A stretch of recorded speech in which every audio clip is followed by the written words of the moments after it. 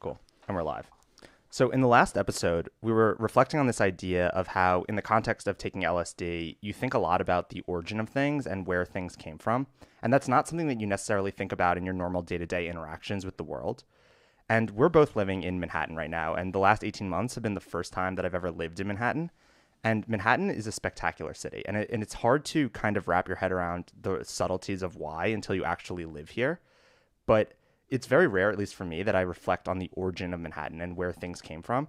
And in some respect, reading The Power Broker, this is the story of the origin of Manhattan. This is where Manhattan came from. So I agree with that statement partially, but I would have to qualify it with the idea that I tend to think of the origin of Manhattan as New Amsterdam and the Dutch colonial outpost and Native American tribes and so on. But when I walk around the city today and I see how it's framed by these two huge arterial highways and it's connected to Long Island and to the mainland of the US with these giant bridges. And so in a sense, the Power Broker describes the origin of modern New York, but it's in a way that's very subtle. So those characteristics of the way that people move around the city influence the development of the city and the lives that the people have. So one thing that one thing that Robert Caro, the author, often mentioned was the amount of time that people spend in transportation. So commuting to and from work, for instance, and the traffic that they have to waste hours and minutes and even days in aggregate of their lives sitting in and suffering. So these things are really fundamental to the way that the city evolves, and it's fascinating. Roads are such a footnote of your day-to-day life. You don't really think about them. It's like air, but to think about the way that they were implemented and the reason that they are in a certain place rather than another place and what the implementation process of building them up was like is very fascinating. Yeah, there's a quote Robert Caro uses in the book, and I don't remember if he's quoting someone else or if he just says this on his own volition, that an institution is the shadow of one man. And I really have been reflecting a lot on that idea. And I think that modern Manhattan, as you were saying fairly, that this book really is about the shaping of modern Manhattan, not necessarily Manhattan itself, is really the shadow of this one person named Robert Moses. And it's a person that is not a household name, but I think he is quite well known among people that have put any kind of thought into this. And because he's kind of an interesting character from history, is that he exists in the same era as some of the greatest figures from American history, and he exists intertwined with them. But because he wasn't a politician, so to speak, he doesn't have that, he's not in your history textbooks when you're taking AP American history in the same way. But he was just as influential, if not more so, than all these people. And this book that Robert Caro wrote, do you know when this book was written? I actually don't even know. Don't quote me on it, but I think it came out in 1976. Sounds about right. Yeah. It's really, it's more than just a book. It's really like 10 books in one. Like I think it's 1,400 pages in the paperback edition. As an audiobook, I only counted in hours, but it's 10 parts, each of which are about 10 hours in length. Yeah. So it's a massive tome. And I think it's really a testament to Robert Caro to tell this story in the way that he did, because it's one hell of a story. And we're going to just do our best to dive into it and talk about the interesting things about it, I think. In some sense, what you were just saying about how Robert Moses is a shaper of modern American life that we don't readily think about reminds me of the patriarch, JFK's dad, Joseph Patrick Kennedy. Yeah. Because likewise, he had a outsized influence on the way that the United States developed as a nation. But very few people have heard his name or thought about his story. Yeah. And that's why we have the Hall of Fame, Matt. That's why we have this Hall of Fame of just crazy characters that are legends that are just not well known. And Robert Moses is very much a Hall of Famer, I believe, as we're going to see through this podcast. Robert Moses is a shoo-in for the Hall of Yeah, Fame. yeah. So anyway, so his story is kind of interesting in a couple, like the origin of it, I guess. So I have never read a biography before where I felt that the main character's story resonated with me in the sense that I could feel myself in his shoes and myself thinking the same things that are written that he thinks and says out loud. And the first 28 years of Robert Moses' life, I feel like I resonate with a lot, which was interesting because I didn't know this. I'd never thought this experience would be a thing that would happen. That you could just read a biography and be like, oh my God, I agree with everything this guy is thinking. So he's a middle child, which I think is interesting because a lot of the times it's the oldest child that is going to go on to, conquer the world and be brought up. But he's a middle child of his family and he's the one that's going to be it. And I guess the difference between him and me in some senses is that he went to Yale and went to, I guess, Oxford or one of these European prep schools and got a PhD. And then, so he's a lot more like well groomed and can do like the fine dining stuff. But he has this life where he's, brought up in this like well off household. His dad did something in real estate. I don't even remember the exact details. But he eventually gets a job. I don't know why. Do you remember why he gets into civil service in the first place? Like what brings him there? One of the things that I like most about this book is the amount of context that Robert Caro went to great lengths to provide about the subsequent events, which are the crux of the book. And so one of the things that I thought was very interesting, because the first time I read this book, I was living in Cologne, and they talked about Robert Moses's ancestry and how his great-grandparents or something came from Cologne to the United States and were part of the first wave of Jewish immigration to the U.S. and became relatively well established in U.S. society by dint of hard work and working their way up and so on. And then the later waves of immigration from Russia and Eastern Europe and so on, and that as recent immigrants to the United States, they had very little cultural hooks into the society. And so Robert Moses's mother was really interested in doing charity work and in do you remember about the story the anecdote that he describes about these summer camps that she was starting where she was trying to inculcate these recent immigrants with culture and American, you could say values or just ways of interacting and engaging with people. That summer camp. Yeah. I don't remember the specific anecdote you're talking about, but the first two books the first two parts of the audiobook are essentially this backstory into his like upbringing. And I was frustrated at first reading it because I'm like, okay, I want to know how this guy built New York City. I don't care about his swim team at Yale. But it's all so integral. But yeah. But then when you get to the end, you just understand why it had to be that way. Like you understand, like his influence was so outsized, and very much Manhattan was shaped in his shadow to the sense that you have to understand everything about him to understand in detail like what comes after. So yeah, so I was kind of bored when I was reading the first parts of it, but now I wish I paid more attention to it. It's also in the tradition of aristocrats of Europe and giving back to society. So it's fascinating to me that in England, private schools are called public schools and public schools are called something else. But they're really bougie private schools such as Eton and so on are called public schools.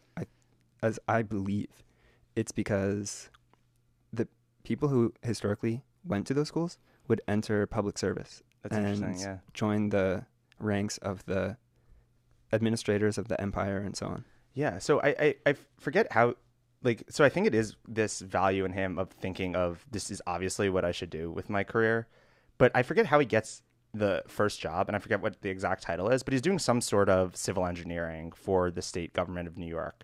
And he's very much an idealist and he's extremely, smart and competent and ambitious. And he goes into what could be described as a massive dysfunctional bureaucracy and just comes up with all these ideas of how to fix it and how to reform the New York state government and, reads every single law to try and understand people's hierarchy and understands how many people's salaries are organized and who's getting overpaid and why they're getting overpaid and how you could fix that, and just writes, massive tomes about how to reform city government and just gets absolutely nowhere. And yeah. That was what his thesis was about in his PhD program. So, as just before we get into that part, one thought that I had when you're saying that you identify with Robert Moses, I totally see this, and I think it's in the capacity to which you both are builders. So Robert Moses was a builder of bridges and of highways and public parks, and you're a builder of software. So it seems to me that there's some kind of impulse to creation, and Robert Moses satisfied this need to produce and create things in the world in the context of his own unique circumstances in life, which for him gravitated more towards public works. And I feel that maybe it's just my interpretation or my impression that for you, you also wanted to satisfy this need, but did it in software. So Peter Thiel has the idea that in our modern age, the physical world is circumscribed by all of these laws. So it's very difficult to build something new. But the digital space is relatively open and free. So it's very easy to build and create. So Yeah. There's something he talks about with like bits and atoms and how there's been a lot of progress in the world of bits, but not a lot of progress in the world of atoms. Like all the progress of the 50s and 60s, of which Moses is a massive component, Exactly. kind of stalled, and all the progress moved to the Right. world of bits. So Yeah. perfect example. This is Yeah. the progress of the 50s and 60s, what that Peter Thiel is describing when he says that doesn't exist Yeah, anymore. Because this exactly. kind of creating doesn't exist. Yeah. It's just been kind of ported over. Yeah, and that's something, oh man, this story just, it's so interesting in so many ways. And we're going to keep diving into it. But yeah, so, but the thing that's so interesting is that it's also, not only is it a story of creation in Manhattan, but it's also a very personal story too about Robert Moses' life, because he has to go into this in-depth detail to do it accurate. But so there's also this character arc of Robert Moses, the character that's this idealist guy trying to reform city government and just getting absolutely stonewalled. And you can see just his frustration building up, and just has like a moment that it's all going to click for him, that he's approaching it the wrong way. And it's the moment that he meets Al Smith. And I think, yeah. No, Bell Moskowitz. Right. So he meets Al Smith through Bell Moskowitz, Right. who's one of his assistants. I guess his mom's also named Bella also, which confused me for a second, but it's Bella Moses and Bell Moskowitz. So Al Smith, he was the governor of New York at the time, or he was running for governor or something like this. Wasn't he the mayor of New York City first? He might have been, but I think. yeah. But I would also think it's interesting. Or one hard thing about creating a podcast about this book is that it's so voluminous and there's just so much context. Yeah. That it's very hard to articulate it in any kind of linear fashion. Exactly. Yeah. But what I found interesting was that, so when he went to Oxford, his PhD studies were specializing in public works and in this very elitist style that there's these masses that are unwashed, and he, as an enlightened genius, needs to create public works for them and so on, and is very anti-democratic. And that was what they used to tarnish him when he first started this campaign of trying to eliminate patronage jobs and trying to put forth a new budget proposal for New York City as part of that reform movement in the early 1900s, before World War I, which was just completely stonewalled and just got absolutely shut down and then blackballed from city government. Yeah, that idea is going to be a recurring theme throughout the book, that there's just this abstract thing called the public. And maybe it's not just Robert Moses, it's him and everyone in his orbit just thinks of the public as a thing. It's like, we're going to do this for the public, but there's absolutely no reconciliation with what that actually means in practice. Like, they're not populists in the sense that they are, helping out the common man by railing at any institution. They are just very much visionaries in their own minds that want to build things for this abstract representation of public good, but not necessarily reconciling what that's going to mean down the stream. I really like the idea that from a field, you can see what a mountain looks like, but you can't see what the field looks like. And from a mountain, you can see what the field looks like, but you can't see what the mountain looks like. So leaders such as Al Smith or Robert Moses or the President of the United States have a clear vision from their lofty positions of power and influence, what the people look like, maybe the seething mass of just groupthink in a kind of a field, so to speak. And then we can see what the power structures of our nation or our city look like from our perspective, which they cannot see because they're too tightly coupled to it. Yeah, that's an interesting, like, artistic representation of that. But yeah, I agree with that. And anyway, so what's so interesting about the story? So I forget exactly. So he meets through Belle Moskowitz, Al Smith, and Al Smith is also one of these characters that's kind of lost to American history because for some reason we just have this I guess we idolize presidents and we don't like losers. And I think that's a very American thing, that America likes winners, not losers. Because it's a thing in America that if you run for president and lose, you can't run again because you're considered a loser and you don't want that brand on you. So Al Smith is considered the greatest politician of his era, but eventually loses against Herbert Hoover when he runs for president in 1932, or 1928 rather. And because he lost, he kind of gets whitewashed a little by history. But this is also related to Joseph Patrick Kennedy because JFK was the first Irish American Roman Catholic to successfully run for president. And Al Smith was a Roman Catholic at a time when the United States was very waspy. And that really diminished his chances for success. Yeah. He's also Irish at a time when America is not so big on the Irish. And I think the reason at least he would say, and a lot of historians would say, that the reason he eventually loses presidents is because of the racism against his religion and his ethnicity. But if you disregard that presidential run, in New York State, he was considered just one of the greatest politicians of that era and probably all time. Yeah. And he becomes the governor of New York. Because he transcended that Tammany machine. So there was that institution in Union Square, 3 blocks from where you live, that still exists. That building is still there. Yeah. And it's fascinating because it was this totally corrupt patronage organization where recent immigrants would come to the United States and in exchange for jobs or in this very weird relationship, sort of mafios style, they would encourage them or coerce them even in some way to vote for their preferred candidates. And in exchange, they would provide them some benefits.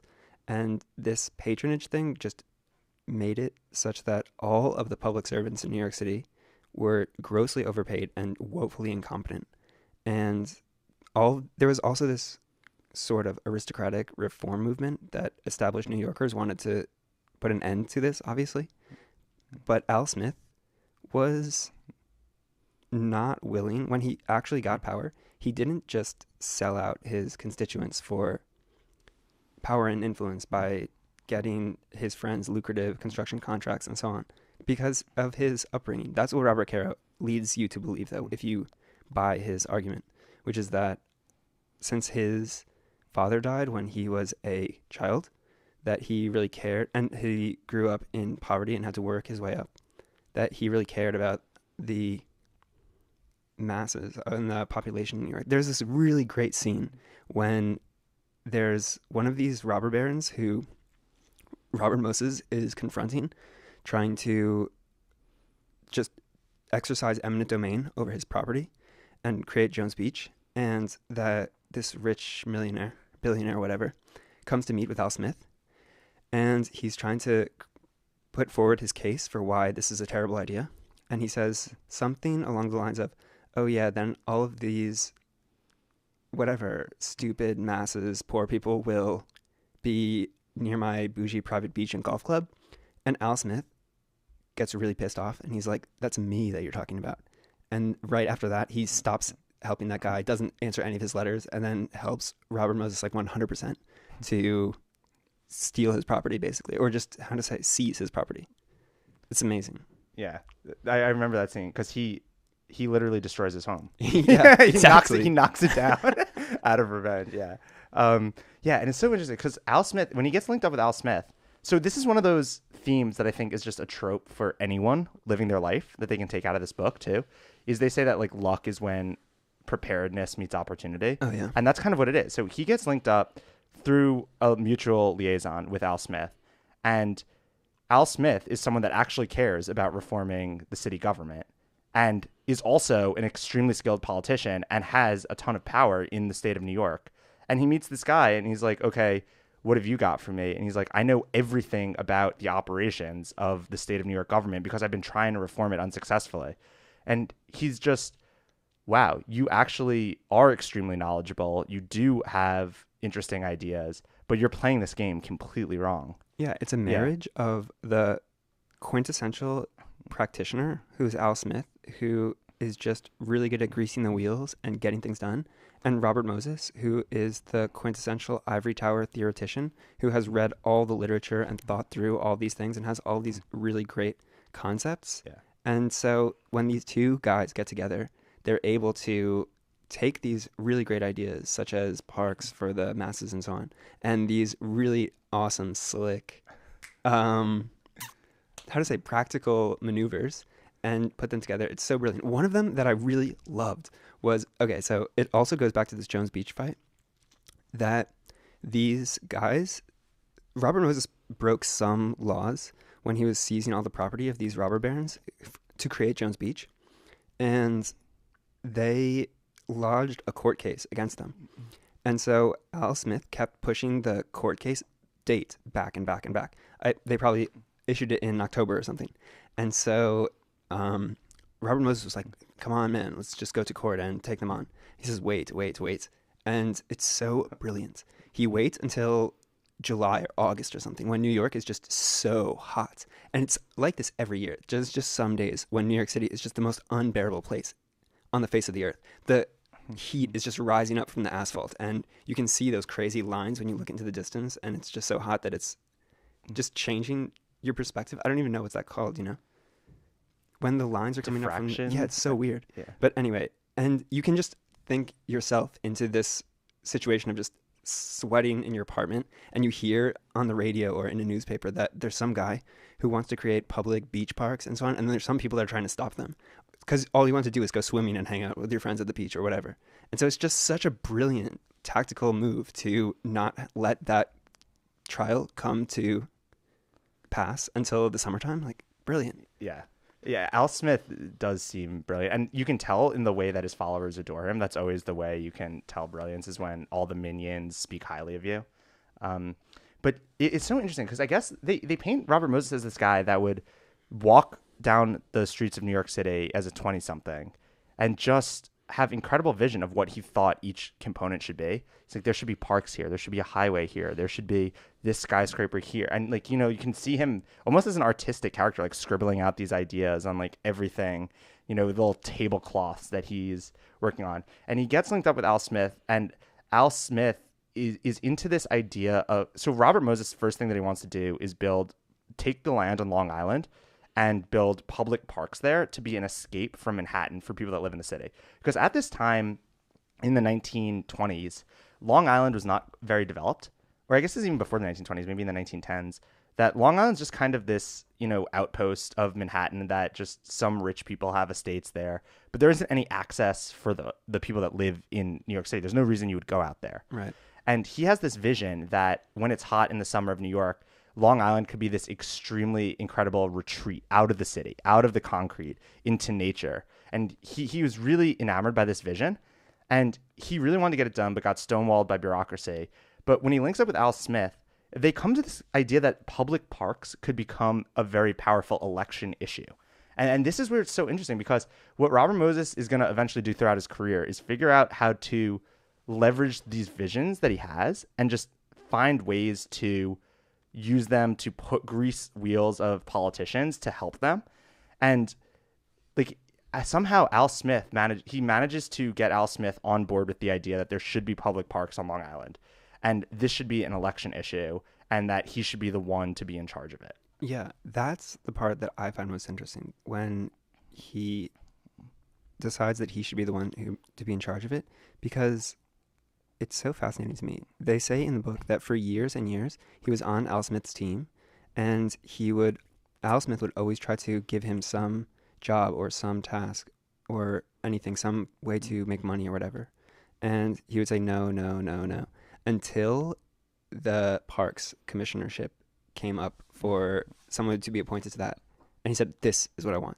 So I just think that's so nice, right? You have all these opportunities. I love this thing, the etymology of the word decision. So decide is similar to suicide or homicide. So killing off or cutting down or whatever. And when you decide something, you take one course and you kill off all the other opportunities or possibilities. And so it's fascinating. He had to be very decisive, you know. He had to refuse all these other opportunities and save and wait and plan. And then when that opportunity to do this parks thing, to realize his vision, came up, he grabbed it. And it's so funny. No one would ever think, even today, as the parks commissionership, as something that could be scaled into massive leverage.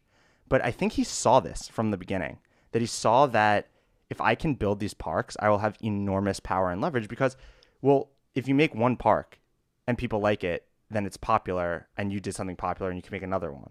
And then who's going to maintain these parks? Well, you need employees. So suddenly you have employees working under you. And the bigger the park, the more employees. And then suddenly you have a lot of jobs under your thing. And politicians love jobs, you know? Totally. And it's just this crazy thing that no one else would. And that's the genius of it. When you see that thing no one else would say. And he sees parks as the kind of beachhead into his actual grand vision for New York. So he gets Al Smith to let him build these public parks on Long Island, make it an election issue, and eventually it polled well enough that no politician wanted to be seen as opposing the parks. So it became almost a certainty that they would get built because you didn't want to oppose them because they were popular. And Robert Moses, because he understood the numbers of how much you needed to do this and, you know, the contracts of what you would need for the land rights, he was able to very efficiently build the first parks on Long Island that were a hit for people coming from Manhattan. And then it's one of these things that once you get into production, because we're both software developers, and you think just once you get code into production, it's immediate what the next thing to do is. Once you have users, it's immediate what the next thing to do is. And it's immediate once he has these awesome parks on Long Island that people can go to. Well, now there's a massive transportation issue of these little roads that people take out from the city aren't good enough. We need massive roads that are like expressways that just cut through Long Island so we can build the parks further and further out. And we can turn Long Island into this swampland where all the land is really cheap to buy up into like this really awesome suburb of Manhattan. And he comes up... Are these the northern and southern state that he's going to eventually build out of the city onto Long Island? Are these the first highways in the U.S. essentially? Parkways. The first park, yeah, but are they the first ones? They might be, honestly. Maybe, but I think they're certainly among the first. Yeah, and among the first parkways, definitely. They're among the first parkways, and the problem. So he has a vision that he's going to build these massive parkways out to these parks on Long Island, turn Long Island into the greatest suburb of Manhattan, and the problem is that all these really wealthy barren families, you know, like the Vanderbilts and the Stuyvesants and whatever, own just massive estates and mansions along Otto and so on. Yeah, along the routes. And this is where the first kind of pragmatism is going to come into play, and why his personality is so important, because he has to decide where the route of this road is going to go. And it's this first, you know, massive, what do they call it? Eminent domain issues of what land are you going to buy up around who? And you have this issue where it's obvious that you just want to make it a straight line, but if the straight line goes to the Vanderbilt's estate, you're going to have a massive issue. So it's interesting that, and then I think a lot of this will go into this idea that he has a kind of disdain for the actual poor and the public, is he is going to use just massive manipulation to try and get these barons to sign off on his plan to cut Long Island in half, where they own all the land, if they just don't put the highway within a mile of their estates. And it's funny, like they have an anecdote in the book that I think was really interesting, where there's one section of the northern state where it goes south for 6 miles. And I should mention that I grew up on Long Island, so I drove on this road all the time, which is why also it's interesting reading this book, because you know exactly what they're talking about when the northern state dips south for 6 miles, where he would just have an estate and they're like, okay, if you try to, you know, eminent domain this land, we will sue you and make your life hell. And then he goes south to that the next family. They're like, nope, they have money and they have lawyers. And he's going to keep going south till he finds a farm. And the guy's like, well, I need this farm. And he's like, okay, well, I'm just going to take it. Because for him, it was like pragmatic. He's like, I want to get this done as quickly as possible. But I know that I just can't deal with lawsuits and lawyers and money and power coming from the other end. So I'm just going to find someone powerless to crush. And that's very much the way that these things go. But from him, it's pragmatic because he's thinking this is the only way to get it done. This guy's going to be the least resistance. That's why I'm going through it. It's not like any, like moral thing. So I don't think so, actually.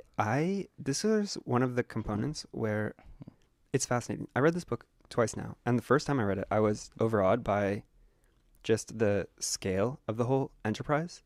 But the second time I read it, I was much more critical of specifically Robert Caro. And this is an example where I think that Robert Caro just becomes a pundit and an idiot and a moron. And is just needlessly trashing Robert Moses' reputation just for his own whatever ends to make a polarizing story that will sell newspapers or whatever. Because, I mean, could you imagine a farm in, what city is that? Manhasset or yeah, something. Exactly. Massapequa or whatever. Yeah. Like in 2018? Of course not. That's so ridiculous. And he just tells this stupid sob story about this guy's farm. Like, cry me a river, Robert Caro. It's not him telling it. It's the farmer. No, it isn't. It's Robert Caro telling it. So, and then also another thing is that it wasn't just that he didn't want to disrupt those guys' estates. What happened was this guy, Otto Kahn, who owned the house that they filmed the video for Blank Space by Taylor Swift, which is now a hotel and you can stay there. Okay, that guy, that estate. He wanted to build the highway through this. And Otto Kahn was related to Robert Moses, related to his mother. And he got in touch with Robert Moses and said, man, don't go through my estate. That sucks. I'll give you $10,000 and just go around. And I'll fund a survey, which just meant he gave him $10,000 to go around. And so he did that. And then they found out, the guys that were immediately south, they realized that he did this. They somehow found it out with their expensive lawyers. And they said, if you don't go around our thing, we're going to tell everyone that you did it for Otto Kahn, but not for us. And then he had to go around there. It's so fascinating, right? Yeah. But, okay, the point that Robert Caro makes, which so I'll push back on that a little bit, is, okay, so say this is a 6-mile detour that he makes because he didn't want to piss off this one dude. Well, that 6-mile detour gets driven on by every person for the rest of history while this road exists. And that's, time. So 30 minutes a day that every person on Long Island, community in the city, loses. That adds up to just some massive, Exactly. So forget about the farmer, though. That's why I say forget about the farmer. Because who cares about this farmer who maybe existed, according to Robert Caro, or whatever, even if he did exist? It's one farmer. So if you want to make an omelet, you have to break some eggs. Yeah? And so the reason so he probably shouldn't have gone around Otto Kahn's estate. Yeah. But that was because he was related to him. And there's some sense of, if we're being totally practical in the world, you need to maintain relationships with people. And so if there's some guy who's your relative, you can't just build a highway through his thing if he's asking you really not to, because you can't just be like that. And so then he was forced to make it around those other people's because those people would have prohibited him building the highway. So you say that people waste their life going around this detour, but at least they're driving on the road there. Imagine if they had to take local roads the whole way. And so, exactly for the point that people are wasting their life, then who cares about this guy's stupid farm? I don't care about that farm. Yeah, I do agree with the sentiment that if he risks almost getting derailed before he gets started, and he's going to do so much for Manhattan, that this little 6-mile detour is just a compromise. It's one of these things like in the U.S. Constitution where it's not perfect, but if this stupid compromise wasn't there, none of this would have happened to begin with. So I get that too. But it's part of the story that the routes were just of the northern and southern state, which is the first thing he builds, are just really bad, and they fucked over the people that didn't have lawyers. No, it's a sob story. So I often think about this. So, okay.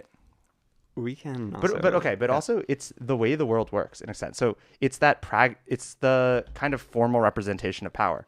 So you can argue till the sun goes home, but at the end of the day, Al Smith understood this better than anyone because he's a great politician. Politicians get this. Power is what governs where this road goes. So that was just the realistic thing. If the road wanted to get done, they had to put it through someone's place. They're going to put it through the guy that is the least resistant. Yeah. It's just how it works. Water going downhill. Yeah. But it's just interesting. And I think that, because I also read this book, Divided Highways, which we'll talk about too, but they have a lot of anecdotes about that when they're building the interstate system, just how the paths there, and just that is the representation of power in every sense, how that's going to get done. But anyway, so he does build these And then he just gets more and more ambitious. So he wants them further and further out. And he's also, because this is the first time people are building parkways like this. So nobody, like, it's an unknown, right? We drive on parkways now and it's nature around it and they're beautiful. There's trees on either end of it. But this was non-obvious that this is the way that parkways were going to work. He's really the one that is kind of pioneering this and saying these parkways are going to be beautiful. They're going to have trees lined up on each side of them. It's going to be exquisite to drive on them. He's like the Steve Jobs of building parkways, because right, like he didn't want these stupid BlackBerry phones that people use. They had to be the iPhone of parkways, and he just gets more and more ambitious. Analogy. Yeah, and he has this idea to build Jones Beach as the greatest ever beach, and it is so smart the way that he does these kind of things because.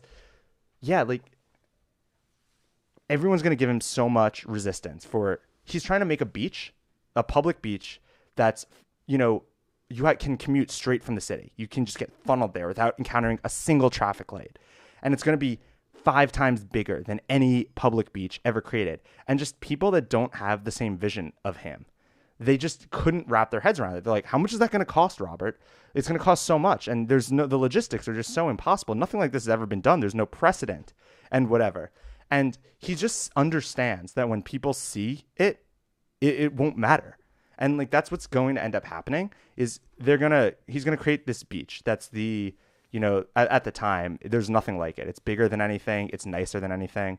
He made announcements on the speakers that you have to pick up your trash every 15 minutes because then people will be guilted if they trash it. They announced thank you for keeping the beach clean, which I think is brilliant. So he doesn't get on people's case, oh, pick up your trash. He says thank you for picking up your trash. And then I think it's such a fascinating semantic reversal to, you know what I mean? Yeah, get people on board. That was a good subtlety.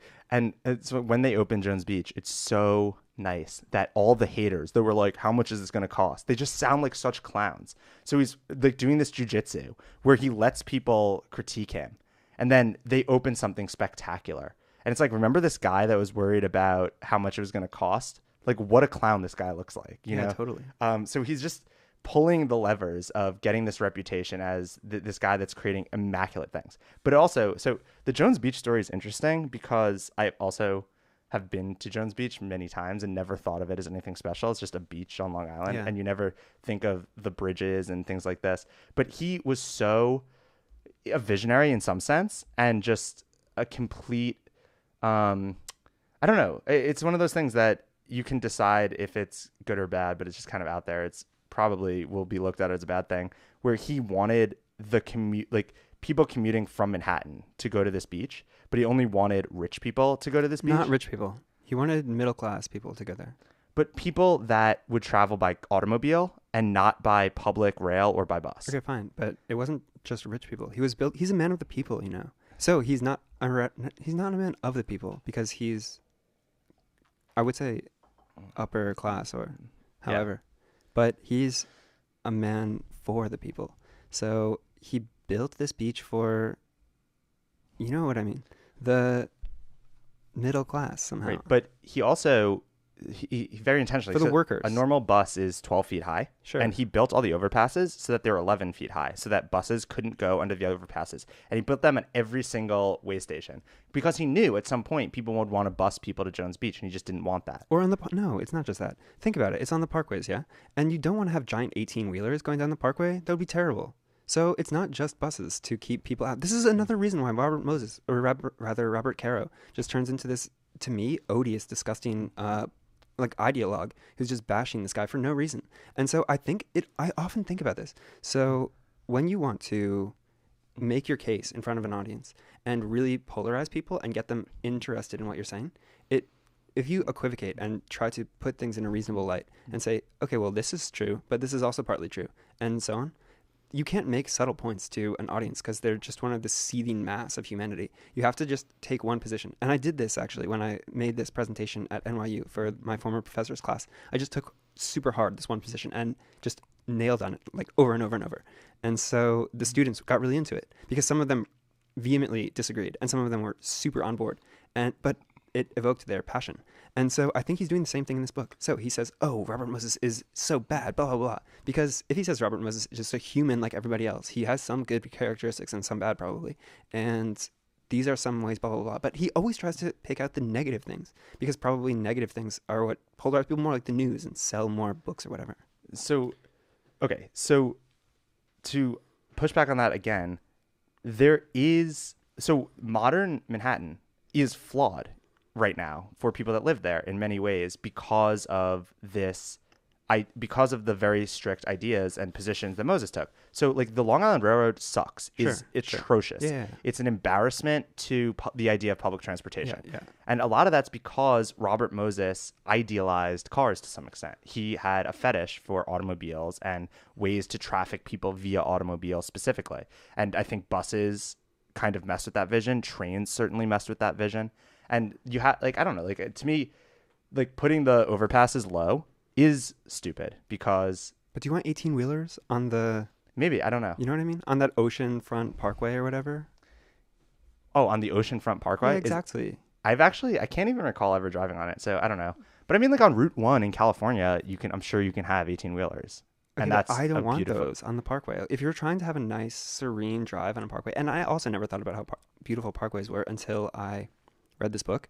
But actually, for instance, the Merritt Parkway is so much nicer to drive on in Connecticut, because I'm from Connecticut, is so much nicer than I-95, which is the interstate road that goes there, which is not a parkway. It has these giant walls on both sides of the highway and billboards of advertisements. It's so awful. But the Merritt Parkway is nice. It has trees and so on, and not huge trucks that you have to be careful with. They're merging and blah, blah, blah. Driving from the Hamptons to Manhattan and vice versa is beautiful. But it would sure be nice if that Long Island Railroad was better at driving out, Yeah. So I don't know. It's mixed. There's another reason, though, about the trains and the buses. So one of the ways that Robert Moses wielded power when he got into the position to influence events was by establishing these public authorities which set up toll roads and toll bridges. And so people driving over those bridges in cars pay tolls. But people going to Long Island on trains don't pay tolls. And people going through buses don't pay tolls. So in some sense, it's also self-serving and smart on his part to make more car transit, because that's more money for him and more power for building out. And so another thing that's so wonderful about Robert Moses is that he was rich. So he didn't care about money and graft for his own personal gain. He only used the money that he got to facilitate amazing public works being built. So I don't think he was rich. I think that's a theme of the book, is that he just did not care about personal wealth accumulation, because again, as he learns from Al Smith, as he learns the game and gets more into power, he uses people's obsession with personal wealth to get what he wants. Yeah. So he would push the levers of people by giving them money. And he's like, I don't want to open myself up to that attack vector. If I care about money, people can do that to me. Mm-hmm. So I want to keep my attack surface low. I'm never going to care about personal enrichment. I'm just going to do this to get my vision out there. And that made him really hard for somebody to bully him around, which I think is awesome. It's like, figure out where people's weaknesses are and then make sure that's not your weakness. True. Like the drug dealer that doesn't do drugs and just like some accountant, right. like is going to be the best guy at this. Yeah. Also, so coming back to what you're saying about toll roads, I think this is really interesting too, because in that Divided Highway books, they do a good job of talking about the inception of financing for highways. And it was so interesting that it was unknown. It's unknown when you build a bridge, when you build a highway, where the money's going to come from. If you're building an interstate highway, do the states finance their portion? Is it federal funds? Can it be private investors that just charge tolls on them that make... I think that there was a lot of people that thought that interstate system was going to be toll roads, and then they were going to be private enterprises. Like, can a bridge be a toll bridge and just recoup for investors, or is that money going to go into some trust? And that's going to be so interesting, because all this has to get discovered for the first time. And that's where the opportunities kind of lie to write the rules. So right now, I think it'd be very hard to go off script with a bridge in the U.S. because there's so much precedent. But for Robert Moses, it was like an experiment for him that he could play with different ways of financing and different interesting ideas. Yeah, so I guess where we are in this story, so he's getting this kind of reputation as somebody that is building incredible things for the people of Manhattan through Al Smith's government. For all of New York. Yeah, for all of New York. New York State. New York State, yeah. And eventually Al Smith is going to test his luck and try to run for president. And it almost leaves Robert Moses as the guy in charge of the New York City government, because he's been working so closely with Al Smith, and then Al Smith's leaving to do his presidential run. Yeah, but he had him when he wrote the law for the parks thing himself, which was really amazing. So one thing that Robert Caro did right was he did his homework and his research. and he looked up all of these laws and talked about the caveats that Robert Moses put into the laws when he wrote them. And he wrote all of these really nice little things. Oh, this is so wonderful too. When Robert Moses would enact one of these laws that would give him a huge amount of power, he doesn't wait to start using it. So he has them he has them sign these laws, these bills into law. And then it's so interesting. It's like it's as if you read the first section, which he leaves as it normally was, but then he'll add some addendum somewhere that when read in conjunction with the thing that's just totally vanilla, banal, it just gives him some huge sweeping power. For instance, something with railroad crossings or anything like this, which enabled him to have eminent domain over like anybody's property in any place, as long as it was connected to some highway or some anything, which actually everything is connected to some highway if it goes back far enough. For this, all these kinds of like wonderful little gotchas, and then he just exploits the shit out of them after they become law. It's so fascinating. Yeah, the source of where his power is going to come from is going to be his intimate knowledge of the minute details of law, because even someone that is going, like a great politician, isn't going to sit down and read every New York State contract, Literally none start of them cover to cover, but he does. Yeah, but so So when I was I didn't mean to. Oh no, go ahead. When I was in D.C., I was an intern on Capitol Hill for a congressman, actually twice, for two different congressmen. And the congressmen literally read zero laws, at least the ones that I worked for. And only their legislative assistants. They'll have legislative assistants for each area, transportation or war or blah, blah, blah. And those guys will read all the bills, or are supposed to. Actually, they probably don't either. So it's like no one actually is reading anything. Except Robert Moses. Right. So anyway, so he is the guy that wrote all the laws, knows all the laws cover to cover, knows which laws can get challenged in court and lose, which laws are going to get challenged and win, and what the timetable for that challenge is going to be, what can get done in that, who the union boss is that you need to convince to do X, Y, and Z. So he knows the ecosystem so well. And the guy that's going to succeed Al Smith as governor of New York is a guy named Franklin Delano Roosevelt. Mm-hmm. And he does not really like Robert Moses. Their personalities don't clash. This happens to me all the time. It's because they're too similar. So that point that I was trying to make though before about the gotchas in the law was that he made his term 6 years, which is longer than all the governors and so on. So no governor in a single term could oust him, which is great. But this happens to me all the time. I always, for some reason, it's just a quirk, a bad habit of my personality, which I'm trying to curb actually. So when I see somebody who reflects back to me personality traits that I have that I don't like about myself, I hate that person. And there's nothing that they can do to make me not hate them. And so I feel like it's the same because they're both these bougie dudes who went into public service and, like they should by all rights be good friends because they have so much in common. They go to Oxford and they travel all around Europe and now they're in public service and blah, blah, blah. But I feel like they are just like it's that thing of Sapiens, that quote that you liked about the Neanderthals were too similar to too similar to ignore but too different to tolerate. Exactly. Yeah, it's a great quote. Wait, so how many people do you meet that remind you of yourself? Because I would love to meet them at some point. I can think of one. I'm thinking about one guy in particular who I knew him in high school and he also had curly hair and his name was Matt.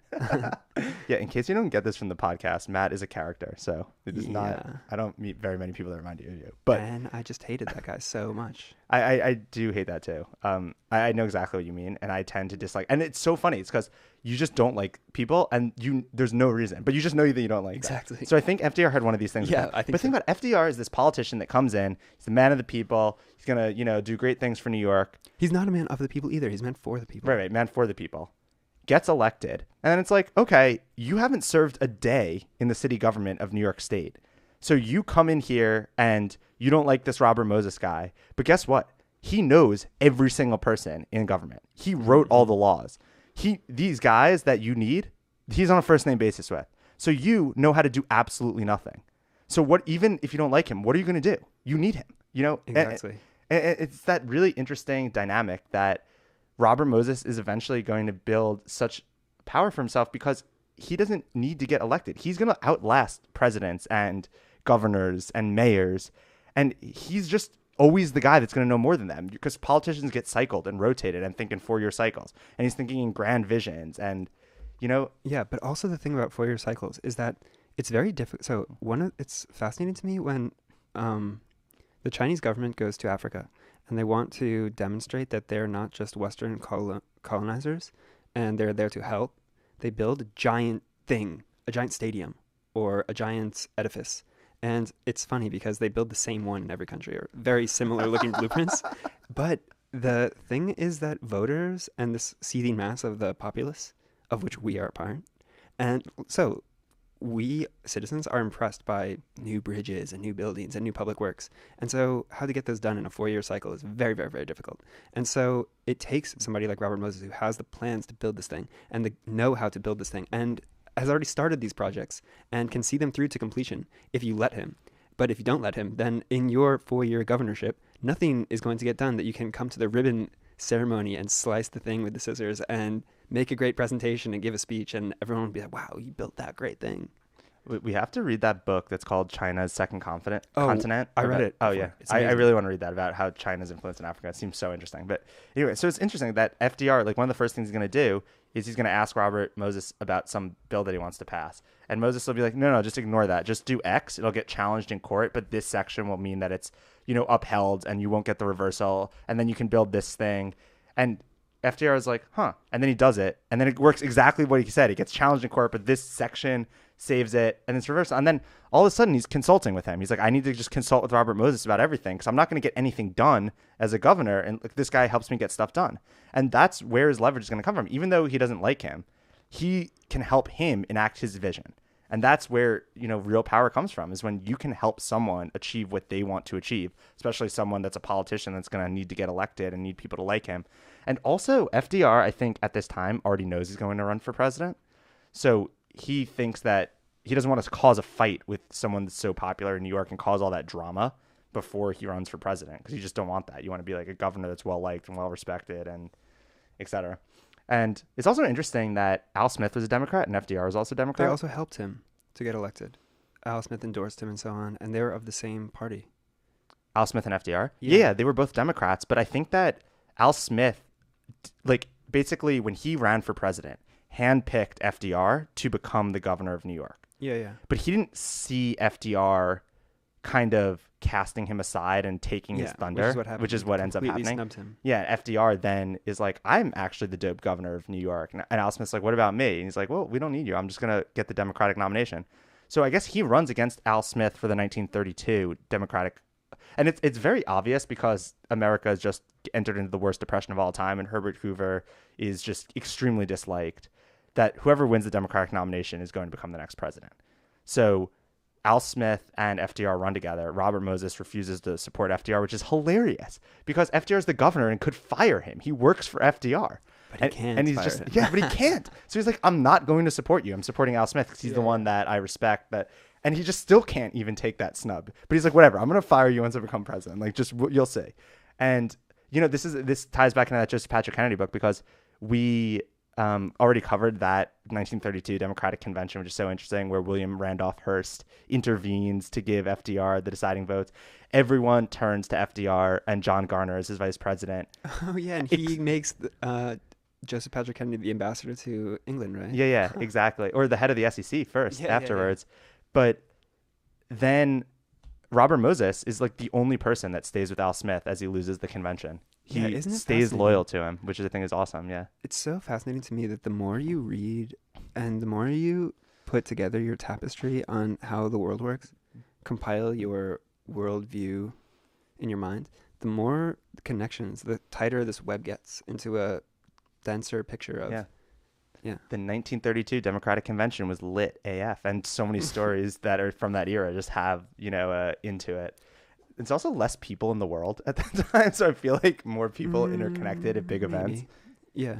But also, so what, I keep having this thought, and I just wanted to express it, that in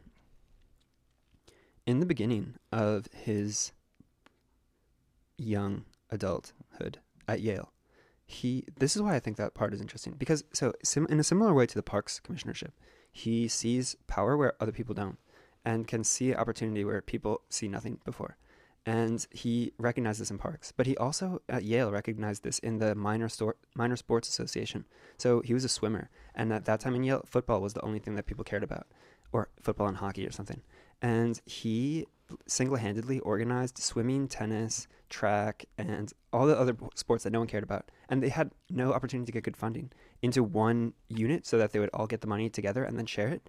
And then it's fascinating. So then he goes to the lead of the swim team and says he wants to get money for this minor sports association from one of the dudes who was a famous swimmer there. I forget the guy's name. He's somebody famous who, if I heard it, I would recognize it. But yeah, and then the swimming captain says, "You can't do that. It's dishonest." And he says, "If you don't let me do it, I'll resign." And he says, "Okay, then resign." And he does resign. And I think this is fascinating because it just shows how he's able to create opportunities of power and influence for himself where none had existed before.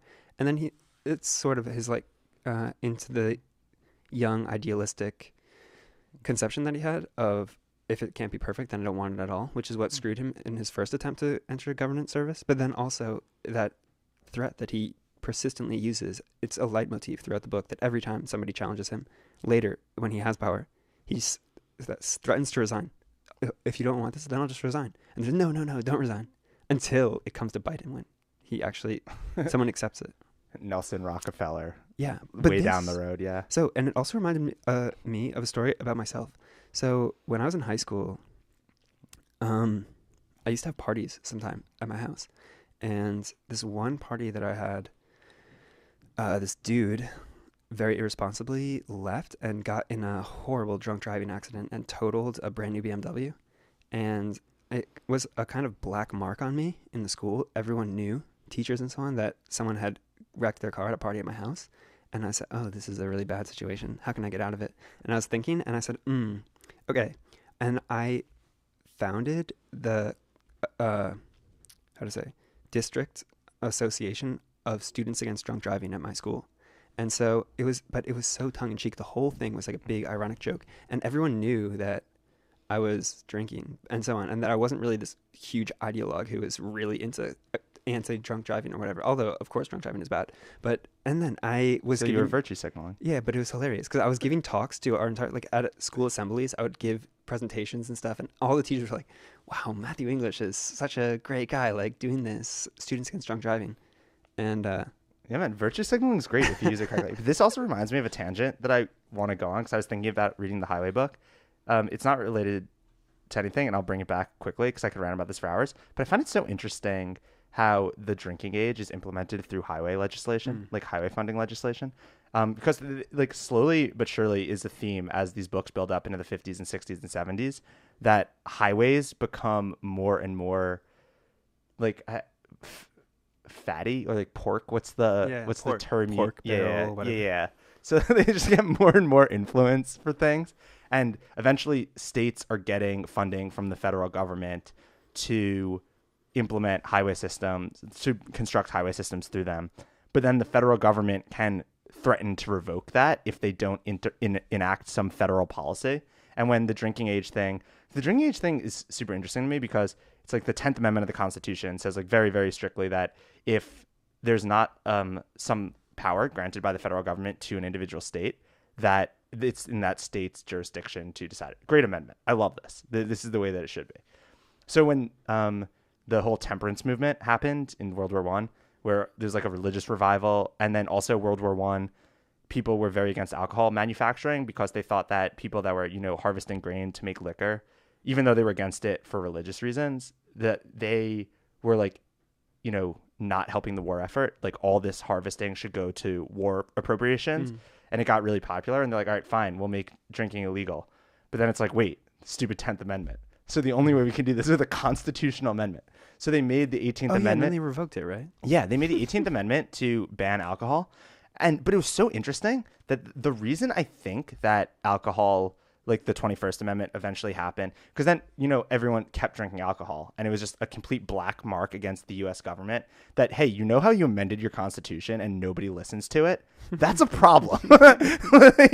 Oh, yeah. Yeah, so I really think the only reason the 21st Amendment happened was because of the 18th Amendment. If it was just some stupid technicality, oh yeah, it's technically illegal to drink alcohol, but everyone does it anyway, it wouldn't have been a big deal. But it's a big deal because hey, you went through this whole process to amend the Constitution, and everyone's ignoring it. So that's not good. You need to fix this.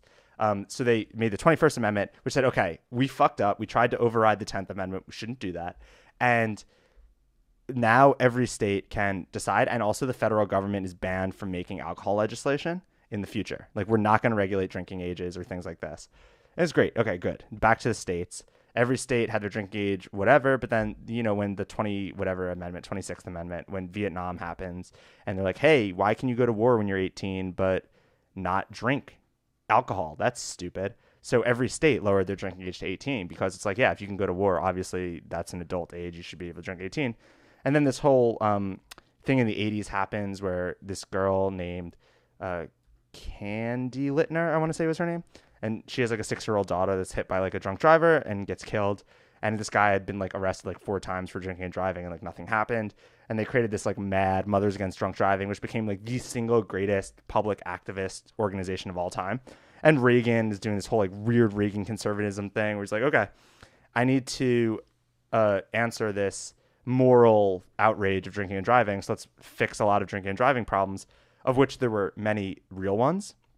Some, like, people didn't wear seatbelts, and you could blow at 0.12 and that was fine, and they lowered that to 0.08, and they put all these educational programs in schools which you would then leverage 20 years later to your advantage. But they did all this stuff, but they still like couldn't make the drinking age 21 because that's 21st Amendment where they banned themselves from drinking. So like, yo, check this out.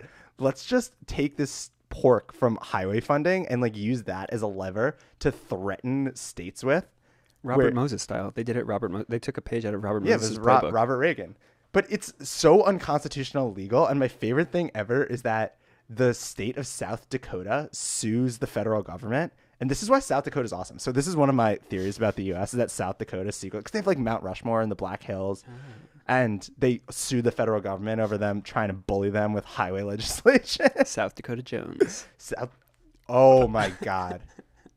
That is such a good idea. This is like a meme that we have that we're going to write a children's book about a woman, like Harriet the Spy, but a girl that's a hacker. Harriet the Hacker, but her name's going to be Dakota, like the coder. But South Dakota Jones is a great name. And people call her South Dakota. I love it. Wait. So that thing you were saying before about when you pass a law and nobody listens to it, it makes me think of this quote that I heard. I forget where I heard it. About Benjamin Disraeli. And the quote goes, "Of course I follow the people. Am I not their leader?" Which I think is amazing because recently this thing happened at the place where I work where one of our leaders instituted a policy that literally nobody followed. And I was thinking, it's a really bad look when you institute a policy that literally nobody follows. So that's what that quote means to me. Of course, I follow the people. I'm not their leader. So if you want to be a leader, you have to know what are the things people are going to abide and what are the things that they're going to refuse. And you can't try and make them do things that maybe sometimes you can try and push it in a certain direction, but you can't just blanket proclaim something that no one's going to accept because that just completely diminishes your ability to influence events in the future. If people start to think that the things you say can be completely disregarded. Yeah, and that's one of the problems with just democracies in general is that, okay, so who does the 21 drinking age affect? Like people that are 16 to 21. It's such a small minority that no one really cares. Like, what do you, like, like you can just make stupid laws that people don't follow. And it's whatever. It's a small thing, but it's actually a bigger deal than that because you have laws that people don't follow. That's the big deal with it. Like, but you can get away with doing that if it oppresses a small group of people because like most people don't care, and then if you have to get 50% of votes, they're going to vote on different policies. They're not going to care enough about that one. But anyway, okay. I knew that I didn't want to get so derailed by that. But anyway, so we're at this point where FDR becomes the president, or I guess he gets elected president. It's like a big deal. And the first thing he does, so the guy that becomes mayor after FDR is a guy named LaGuardia. I forget, what's it? Fiorello LaGuardia. Fiorello LaGuardia. Who's... So I just like this small anecdote. Sorry to interrupt. Yeah, go ahead. But that they said that Fiorello LaGuardia was himself a balanced ticket because he was Jewish, Irish, and... Italian. LaGuardia is very... Jewish, Irish, and Italian. And he had his first wife was Roman Catholic, and then she died, and then he married a Protestant, like someone who was Lutheran. So And he's still to this day considered the best mayor of New York I that know, they've but ever isn't that had. hilarious? So he just in one person covers all the different I think demographics it's of awesome New York like City. how badass these mayors were. Like, so they had, or I don't know, are these people mayors or governors? I have no idea. But they're like FDR, Al Smith, LaGuardia, and now we have like Bill de Blasio. Like, oh my God. Like we just went so I don't downhill. know though, because Yeah. I feel that often it's the case with historical events that you don't find out the really interesting stuff until those people don't have skin in the game any longer. So maybe Bill de Blasio is just some okay. Well, from my perspective, Bill de Blasio is not so great because I don't see any really amazing public improvements going around New York City. So we have the Second Avenue subway. Oh wow, that's really great. 3 stops, such a joke. And so yeah, he doesn't really seem that great from my perspective, but maybe I don't know. And so maybe when he's out of power and just an old man, he'll start telling the crazy stories about how all this wild stuff was going down and he was wheeling and dealing, but he won't say it now because It's also hard because a lot of the stuff does get out because, you know, it's so transparent where the influence is, where back then no one is going to know anything about the city government if it's not printed in the New York Times or whatever paper there was. Now it's someone could just tweet, hey, Bill de Blasio took a lot of money from the taxi lobby and now he's anti-Uber. And it's like just out there, you know, it's really hard to contain. yeah, but okay, another part of the book that I thought was really well done was about honest graft.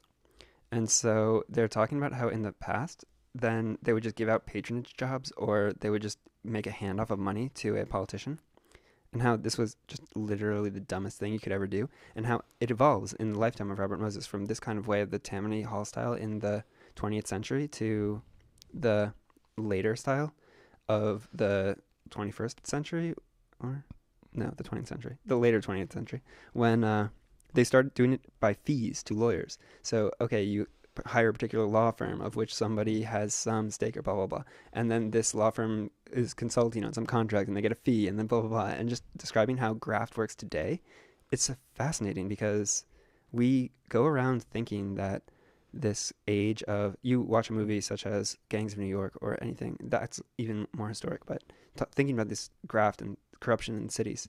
But we totally 100% have it today. I'm sure of this. It's just more camouflaged. Yeah, 100%. Like you look at those apps now. This is the new way to do it with technology, where you look at the app, the Curb app in New York City taxis. How much did they pay in software consulting fees to build that app, and how much could I build it for, you know, on my own? You know, Yeah. it's probably like 1,000x order of magnitude, and that money just gets lost. And then, but that is used as leverage. Blah blah blah blah. But it was so interesting that he's saying. So this guy LaGuardia comes in, and he's just a master politician. And FDR, the first thing he does when he becomes president, he goes, fire Robert Moses. I'm the president of the United States. You're going to fire this guy.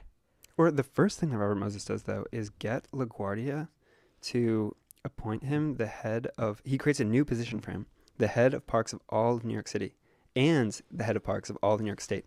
And this is hilarious and so nice. And Moses is killing it at this time. So he is opening parks in Manhattan. All over now. the place. Yeah, and people love them. Well, all over the place. Again, I should mention, Robert Caro does talk about this a lot, that he doesn't open them in Harlem. That's like a controversial thing that he does, where he only opens parks in like lower Manhattan, and he opens hundreds of them, but then like opens one park in Harlem. He just doesn't give a fuck. Oh, but this is funny too. So in the part of the book, because right in this part, it's the Great Depression.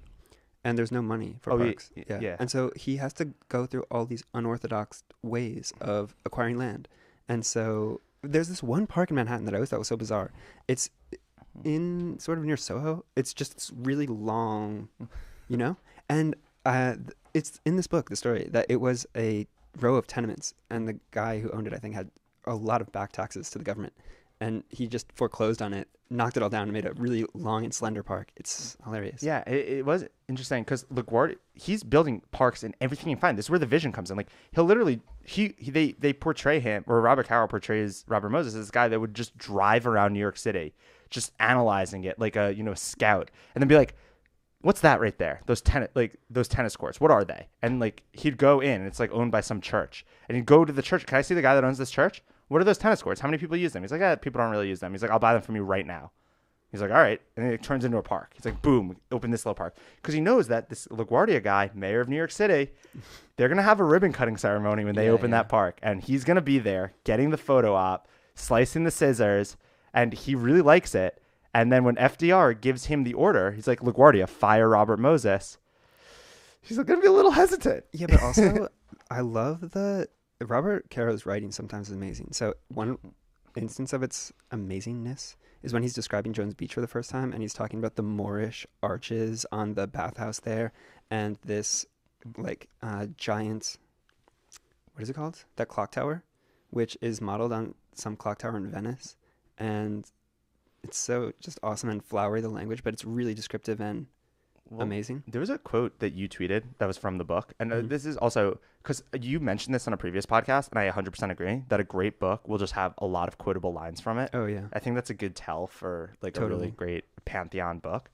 But you said you can get a lot of good done if you're willing to let someone else take the credit for it. Oh, yeah. And that was kind of right. Exactly. No, that gets exactly into what I was just about to say. Yeah. Okay. Which is very fascinating, that quote, because you can get a lot of good done if you're willing to let someone else take the credit. Because I tweet a lot of things that I think are hilarious or really smart.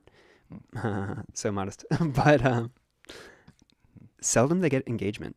And I always find that the tweets that I think are really banal get a lot of engagement. And that was probably my most, engaging tweet that I ever made. And I think it's a pretty throwaway line. I tweeted way other stuff from this book that I think is even more. So true, because LaGuardia, it's the credit of the mayor when you open public works projects, because people can see them. They're so visible. Right. People see that getting done. And then when you have to go to the ballot box, what has this politician done? Oh, he's opened this park that I love. It's just, that's the thing that they feel. They're not going to know about some stupid tax policy. But they're not going to really understand it. But they're going to see that park. Yeah, like that Africa thing. But the thing, what he was saying about LaGuardia, though, he was talking about these opening ceremonies and how he would make a big show and make LaGuardia to be the real star of it.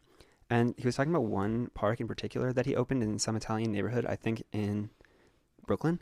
And he was saying that he had people making Italian sausages and organ grinders, and then when they open the park, he has some jets fly by or some airplanes fly by and drop these balloons that are decorated with the tricolor of the House of Savoy.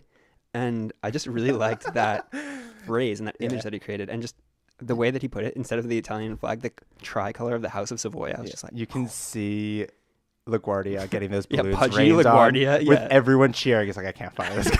So he's no way, right? He's dragging his feet, and FDR summons him to Washington and says, I have an ultimatum for you. I'm the president of the United States. The WPA. Oh, yeah. So they say, I'll talk about that in a sec, but they say to LaGuardia, you are going to fire Robert Moses. Here's the piece of paper, and you're going to give this to him once you get back to New York. And LaGuardia's like, oh, God. No, it's the WPA, right? Because it's the Depression, and they have all of this funding that they're giving to the city. Yeah, but this is before that, I think. No, this is that. And it's that guy, Harold Ickes, who's the head of the WPA. Yeah. And they're telling LaGuardia that if he doesn't fire Robert Moses, they're going to cut off all of the money that they've allocated for the Triborough Bridge project, and they just have to get rid of Robert Moses. And but he's dragging his feet because of all these park right. So eventually LaGuardia's boxed in, and he's like, okay, I don't know what to do. Harold Ickes, right, who's the head of the WPA, is going to cut off funding if you don't fire him. Right. Robert Moses somehow gets wind of this and then does such a dope power move, which he leaks that ultimatum that FDR gave to LaGuardia to the press. Yeah. So he just gives it to a newspaper. They publish it. And now it's like, wait a minute. You have this Washington bureaucrat telling you who you can put in your state government. Like, are you going to cow to that, or are you going to fight back? Right. And like, as the mayor of New York, you have to stand up for New York State. And he knows now that if he fires him, it's going to look like he's just getting bullied by the president. And so it's interesting what you said before about states' rights, because according to my understanding of the historical context around this, this is at a time when the world was oscillating between communism and fascism, and the Soviet Union had just been established and overthrown the Tsar and was preaching communism all over the world. And there was also really strong communist movements in Germany, in France, and everywhere. And so what we never learn about in school is that there were also really strong communist movements in the United States at this time. And so it's fascinating because I can just imagine that the WPA is doing all these work relief projects, right? Which is basically the government just spending money on these huge things, right? Which is like super Soviet Unionistic, right?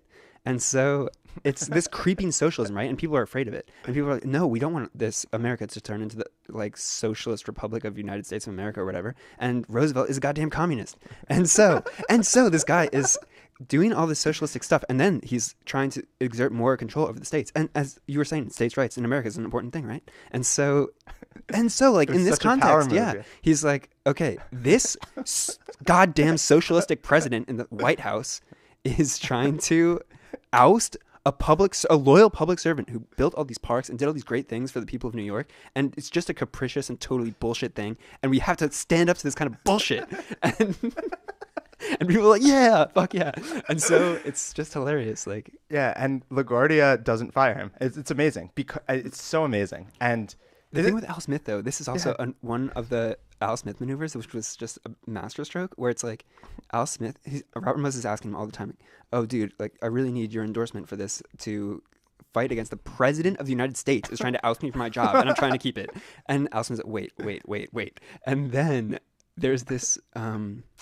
I forget, it's like there's some change like in the tide, and the president is like not making up his mind, not saying anything, and then it's on the fence, right? It could go either way, and then Al Smith just comes in with this punishing blow, and he's like, the president is a total asshole and all this stuff, and then the newspapers just go wild. And then, this is why it was so genius that, you know, you can think back to that image of the 1932 Democratic Convention where he's the only one standing by Al Smith's side that doesn't turn code. He's like, I'll stay with you till the end, because he can see the long term that he's going to need that leverage, that Al Smith's still a popular voice.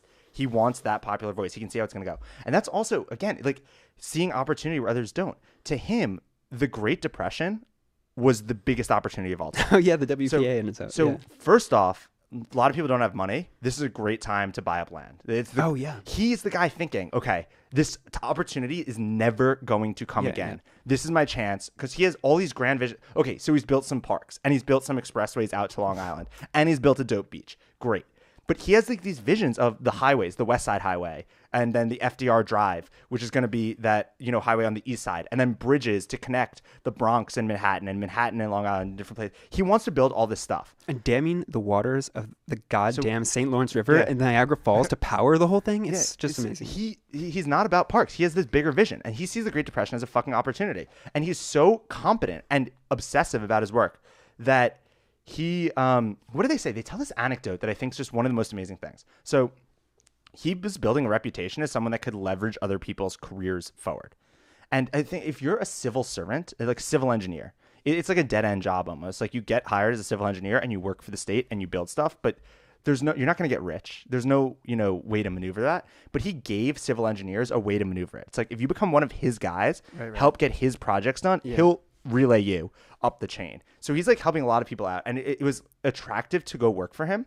So he built during the Great Depression like this warehouse, and it's so funny. They describe it almost as a sweatshop, like one of these Vietnamese sweatshops for building clothing with just drafting tables and blueprints. And he'd hire an architect, and like an architect would come in and he goes, "Okay, if you come to work for me, this is your new home.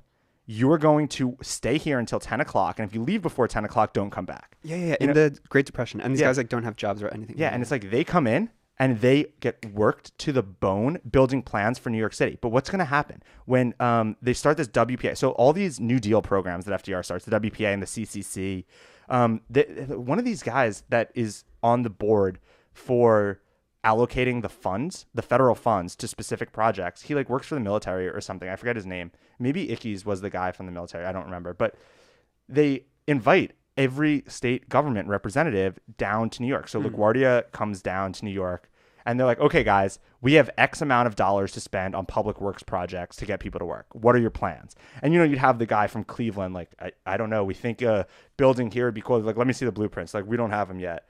And and it's like, oh my God, like this guy's from the military. He's like, this is not organized enough. Like, we have to get this done. All right, New York City, what do you have? And it's tomes.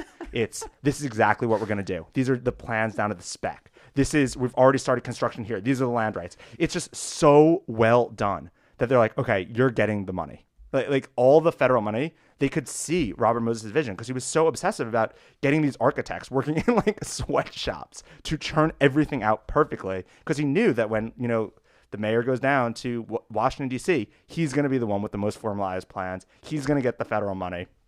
And he just gets a pipeline during the Great Depression of workers, of people working for him, of federal funding, and being able to buy up land rights to just build these massive highways. And man, he builds the FDR. He builds, the West Side Highway. What's the first bridge he builds? The Whitestone Bridge? One of those. Oh my God, they say that he completes the Throgsneck Bridge. The Throgsneck. I mean, he's going to build all of these, right? The Triborough Bridge and the. Wait, so another thing about the WPA is that it was full of shitheads because it was kind of a work relief thing, and so when he assumes control of these New York City parks projects, these WPA work brigades are full of a bunch of dumbasses that just can't do anything, and they're just like patronage jobs. They're totally unqualified. So he as part of this thing where it's really interesting, he can't give them high salaries, but he makes houses for them on secluded areas of parkland and just hooks them up.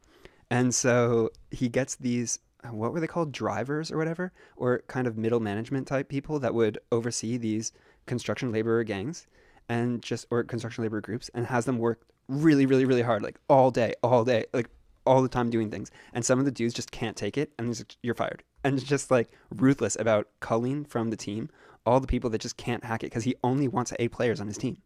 Yeah, which is dope. And it shows. And like he's getting so much shit done, and that's where his leverage is going to start to come from, because it almost like compounds as he builds more things. As he's built this awesome amphitheater at Jones Beach, he can take people to private shows at the amphitheater at Jones Beach. It's like he can do cooler and cooler stuff to leverage people, and he can give them higher and higher career advancement and things. And yeah, he's just building.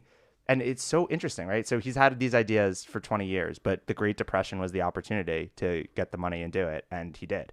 And then he fought the president and won. Yeah, he fought the president and won. Amazing. And then took all his money and built New York up, where people from Europe are coming to New York City as like, wow, this is an example of public work infrastructure that's getting built correctly. Yeah. And like they're now the model for it. And FDR can't even do anything about it, because like I know. It's amazing. But that scene that he's describing when he talks... there's this part where he's describing that highway when you drive into New York from upstate New York around Tarrytown or whatever, down the Hudson River. And then it's just New York City approaches. It's just, as we went to that Bear Mountain or whatever, it just looms out of the distance, this giant mass of buildings, and it's just getting bigger and bigger, and you're driving into it, and it's so amazing. I love entering New York City in this way. And he likens it to taking a boat down the Rhine River, so the Hudson, like the Rhine, also just is this massive force of nature that just cuts through this huge, like, giant cliffs, the Palisades, on either side. And it's just, you can imagine these glaciers just like plowing earth out of the way, and these huge, like, multiple 100-foot drops on either side of it, and it's so amazing. And then he's talking about how the Rhine is also, because in a similar way, the Rhine is cutting through Germany, and it's studded with these really beautiful castles all over the side. And then how he's talking about how Robert Moses built the greatest approach to a city in the world, including the one on the Rhine and so on. And I was living in Germany at this time, literally on a boat, literally on the Rhine, hearing that section of the audiobook, and it was just mind-blowing. I really loved it. Yeah, I agree. Like, New York City's visuals from outside the city looking in are just extraordinary. And yeah, it's crazy because, again, like it comes from this era of building this stuff up during the Great Depression. And I guess what ends up happening, so at some point, is he realizes, I think it's also because he realizes that this is finite opportunity. The Great Depression is only going to last for so long. He's only going to have this WPA money pumping in for so long. So he's got to just maximize it, because he can see so far out. I think that's one of the things that's so brilliant about him, is the long game that he plays. And he eventually realizes that the well is going to dry up, and he's going to need another source of funding, because he's just going. He's building the amazing things. And the thing that is so genius. So they had this thing that was the Triborough Bridge, which is a bridge to connect Bronx, Manhattan, and Brooklyn, I guess, on Long Island. Bronx, Manhattan, and Queens. Yeah. Or whatever, Long Island. But the way that this was financed is by some bond issue, where They sold bonds in the city, and then they are going to make revenue from tolls on the bridge, and those tolls are going to use to, pay out the bondholders. And then once the bonds are reclaimed, everyone's made their money back plus the whatever discount rate of the bonds or however bonds work. Then all that money, the Triborough Bridge Commission is like done. That organization dissolves, and all that money from the tolls would stop, for example, or something like that. That's not the Triborough Bridge, though. I mean, the Triborough Bridge is funded with tolls too, I think. But that bridge where he creates that creative bond, The Port Authority. thing, yeah, but the bond thing, that is a different bridge, I think. It's the one that goes to near Columbia University. It's such a weird one because all the southbound lanes are under and all the northbound lanes are over. When they built the one thing first, because the bankers would only give them so much money. Oh, yeah, no. But okay, so I'm talking about, that was something different, which I thought was funny that someone, What's that bridge called? I don't know. But it's near Columbia, you know what I'm talking about? No. I mean, I can kind of picture it, but I don't know. But what I was saying was so interesting. So this was the structure, I think, of the Triborough Bridge, and what ends up happening when they opening it, and this is kind of a theme that recurs throughout the book, is the traffic on the bridges is always so much higher than they anticipate. Like that's such a hard job to estimate the traffic. It's kind of something like, okay, they anticipate there's this much traffic right now. If we add the bridge, it'll add this much. And then more people will come from other places that they didn't account for because the bridge exists. The traffic's always higher. But this is good in this case because it's a toll bridge. And they're making so much money from this bridge that they're going to call this bond issuance as soon as possible. But Moses is thinking so far in advance that he's thinking, okay, I'm going to run out of New Deal money. I need another source of revenue. This bridge is crushing it. But we're legally obligated to dissolve the authority that runs it once we make enough money to pay back the bondholders. Unless, and this is where this is the kind of, this one anecdote is the legal maneuver that is going to create his empire.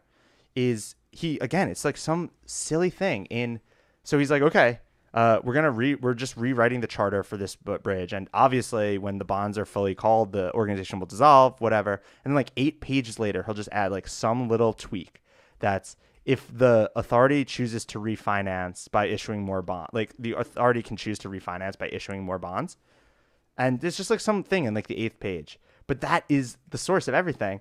And he'll pass this contract, and what that means is that when they're about to make enough to repay the bondholders and close down the bridge, he can just issue new bonds and keep them in a perpetual state of debt so that revenue can exist forever, and this authority that runs the Triborough Bridge can exist forever. And then he'll tweak some legislation that says, okay, well, we can only spend the money from this on the bridge, but we can also spend it on approach roads to the bridge. And what are approach roads? Who's to say what an approach road is? Yeah. Maybe if it connects to another highway, then it connects to a bridge that connects to exactly. Everything. So, and it's just or parks near approach roads, or houses near approach roads. Tentacles into this thing where he now has authority that oversees a bridge, has revenue from the bridge, can exist indefinitely because they can keep issuing new bonds and stay in debt, and rewrites their charter to give them expansive eminent domain rights. And it's just this is like a theme, I think, through the book that just makes you appreciate how intricate contracts can be, and how those little details in contracts make such a big difference when there's people with vision behind it. Yeah, because a bond is a contract, and the federal government or any government in the United States can't nullify a contract without a blah, blah, blah, blah, blah, blah. So that's like the crux of it, which I think is awesome. But then there's another component of his empire building too, which is when this WPA funding starts to dry up, he is hip to the fact that the next big source of federal funding is going to be for housing. So he maneuvers furiously to get in charge of the new housing projects and slum clearance, which is, apart from the bridges, apart from the highways and so on, one defining feature of New York City is Stuytown and so on. Yeah, we're literally in a Robert Moses creation. Oh, it's so interesting. So, Stuytown and Peter Cooper Village were created in his conception as huge, kind of bougie housing works. But then at the same time, he also created low-income housing for like Co-op City, which is just this massive thing as you go out of New York. You know this thing near Yonkers or whatever, which is fueled by its own power plant or something. It's insane. And then also like all of these public housing.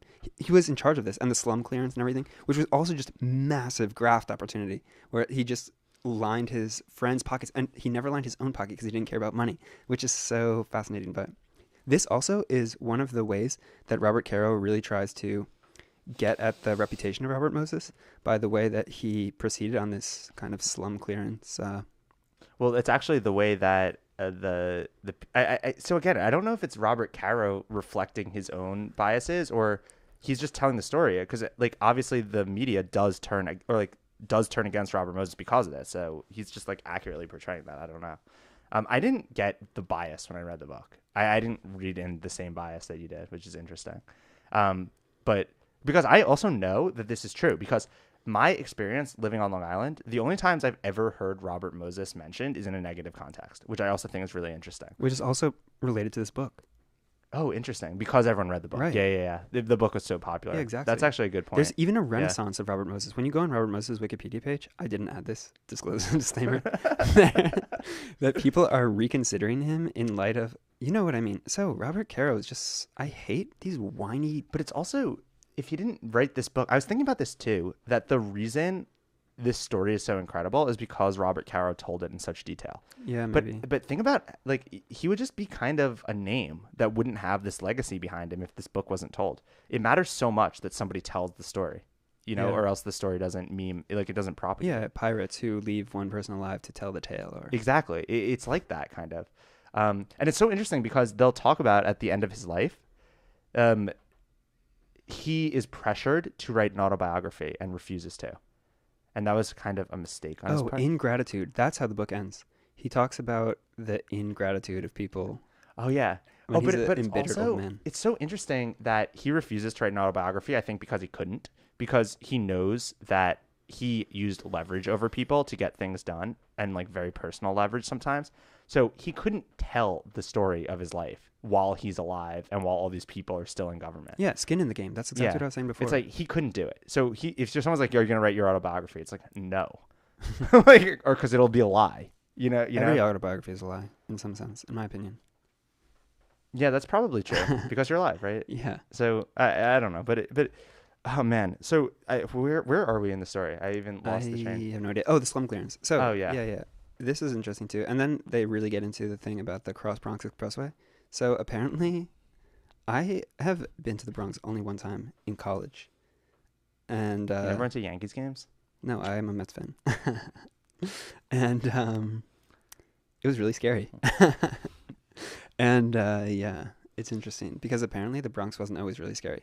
And he was saying that there was, but it's interesting because Robert Caro himself is saying that it's fascinating when he describes this neighborhood of Tremont in the Bronx. Yeah, that he tells a whole anecdote about it that I thought was fascinating. Yeah, but it's interesting, right? So he's saying that, so it's this middle-class Jewish neighborhood in the Bronx. When those immigrants arrived from the Pale of Settlement, this is interesting, right? So the Pale of Settlement was the area of the Russian Empire where they allowed Jews to settle. It goes from like Latvia down to Ukraine. And it's interesting. It's like this huge strip. That's where all the shtetls and so on are from. And so when these immigrants came, they oftentimes moved into the Lower East Side, which was full of these tenements, like the Tenement Museum. I really want to go there. It's so fascinating. And then, but the tenements were like really bad places to live, where people could get tuberculosis, all kinds of bad diseases and stuff, not sanitary living conditions. So as they entered trades and so on and started to accumulate some stake in the society and some ability to be upwardly mobile, they wanted to move away from there. And so the ones who were not rich enough to move to more desirable neighborhoods moved to Tremont in the Bronx, where there was some kind of sense of community and everything like this. And yeah, so he talks about also the fact that there were people of different races there living together, and then also talking about in the context of this great migration of blacks or African Americans coming from the South to the big cities. And yeah, and how in Tremont, it was a place where, according to Robert Caro's idealistic picture, that, like everyone was living in harmony and stuff like this. But then when the Cross Bronx Expressway went through, which he describes in just the most gratuitous, crazy terms, like it's a post-apocalyptic war zone or something like this, where, I don't know, I thought this was one of the more ideologish and distasteful parts of the book, and even the situation that he's describing is that, I don't know, it seems that he paints such a rosy picture, which can't possibly be real to me. So yeah, so the anecdote you're referring to is that there's this neighborhood in the Bronx called Tremont that he paints as like a vibrant economy that was like the entrepreneurial hub, like Bushwick is now kind of thing, like Or just like a paradise of like yeah. racial harmony and like And then they eminent domain a lot of the buildings that are in this area to build this Bronx highway through, Yeah. and it destroys the neighborhood because it forces people to like leave their house, and they're allegedly supposed to then take the people that have lost their apartment to the eminent domain and put them in an equivalent apartment, but the apartments were never equivalent. They were always worse. And then people just start cramming into apartments. And No, but I also don't like this. So the people didn't own those houses either. They were renting. And so this is exactly the same thing about Puerto Rico or New Orleans. It's like, it's really difficult to dislodge people that are paying sub-market rents. And honestly, paying sub-market rents sucks. I know people in New York that pay super low rents for their yeah, apartments. like They have a rent $700. It's ridiculous. It's stupid, and it makes the housing stock go up for the rest of us. And so I think that's annoying. And I don't like that Robert Caro's just sitting there defending people who are getting like super great deals on apartments or whatever. And he's like, yeah, they have to move and then pay market rates. Like, this is a really terrible thing that's happening. But I also understand it because, again, like I probably didn't appreciate this till I read that Divided Highways book and read this. But you realize, okay, so the decisions of where these highways go and thus which communities get wrecked by it are like made by 3 people maybe in aggregate. And obviously those 3 people are going to put it in the place that's they're the least familiar with. You know, it makes perfect sense. Yeah. Like, you're not going to destroy that awesome park you go to. You're going to destroy some park that's just some idea in your head. Like they mentioned in the Divided Highways book that when they're choosing the routes for the highways of where they're going to go through cities, that there's a team of civil engineers that work for the government that did it. And when they went back and tried to figure out like how many black people were on the like boards that did this, they didn't even know because they didn't even keep statistics of it because it was just such a laughable concept that there would be like a black person making this decision that they had to like, go find pictures of like the teams to like try and figure out like if there were any black people on them. So like, okay, if the people making the decisions of where the highway is going to go are all white, like I can understand why they're going to put them more through black people's communities. Like there's like a valid point to be made there. It's not like him just moralizing it. That like, Tremont neighborhood was not black. It was Eastern European Jews.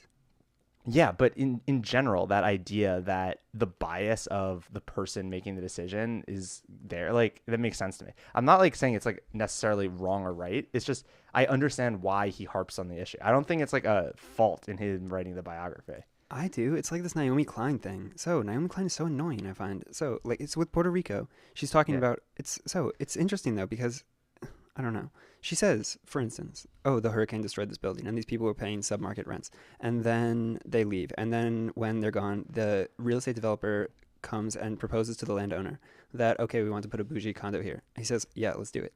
So then they build it and then people come back and say, oh, I want my like really unfair rent back. And it's like, oh, yeah, you can't have that actually because that building doesn't exist anymore. And neither do those weird rules and conditions. I can get that too because I know in San Francisco it's illegal to mark up the rent of a building once you have it, and literally 80-year-olds are living in neighborhoods where your apartment should be $3,000 or at least market rate, and they pay like $250. I know, it's terrible, and it makes the rents more expensive for everybody else. You know what's such an interesting anecdote about San Francisco is that when you rent apartments in San Francisco, you can only rent furnished apartments. It's very, very hard to rent an unfurnished apartment. Weird. Or like because they know that the squatters' rights and weird things about rent control, that if you rent an unfurnished apartment, you're going to bring all your furniture in and then maybe never leave. It's going to be really hard to ever get you out of there if the like rents appreciate. But if you rent a furnished apartment where you don't bring any of your own stuff, it's much like more natural for you to think of it as like temporary and like thus get out of there. I found that so fascinating that when I was looking to rent an apartment, everything was furnished. I was like, this is very strange. I mean, now they're making like some of these new luxury buildings, but like having like a hard time building them. But like you can rent normal apartments, but like for the most part, like there are always these townhouses that are already furnished. I find it so interesting. Yeah, so that is interesting, definitely. But that point that you were making before about where the position of highways goes and how it affects neighborhoods. When I was moving to Brooklyn,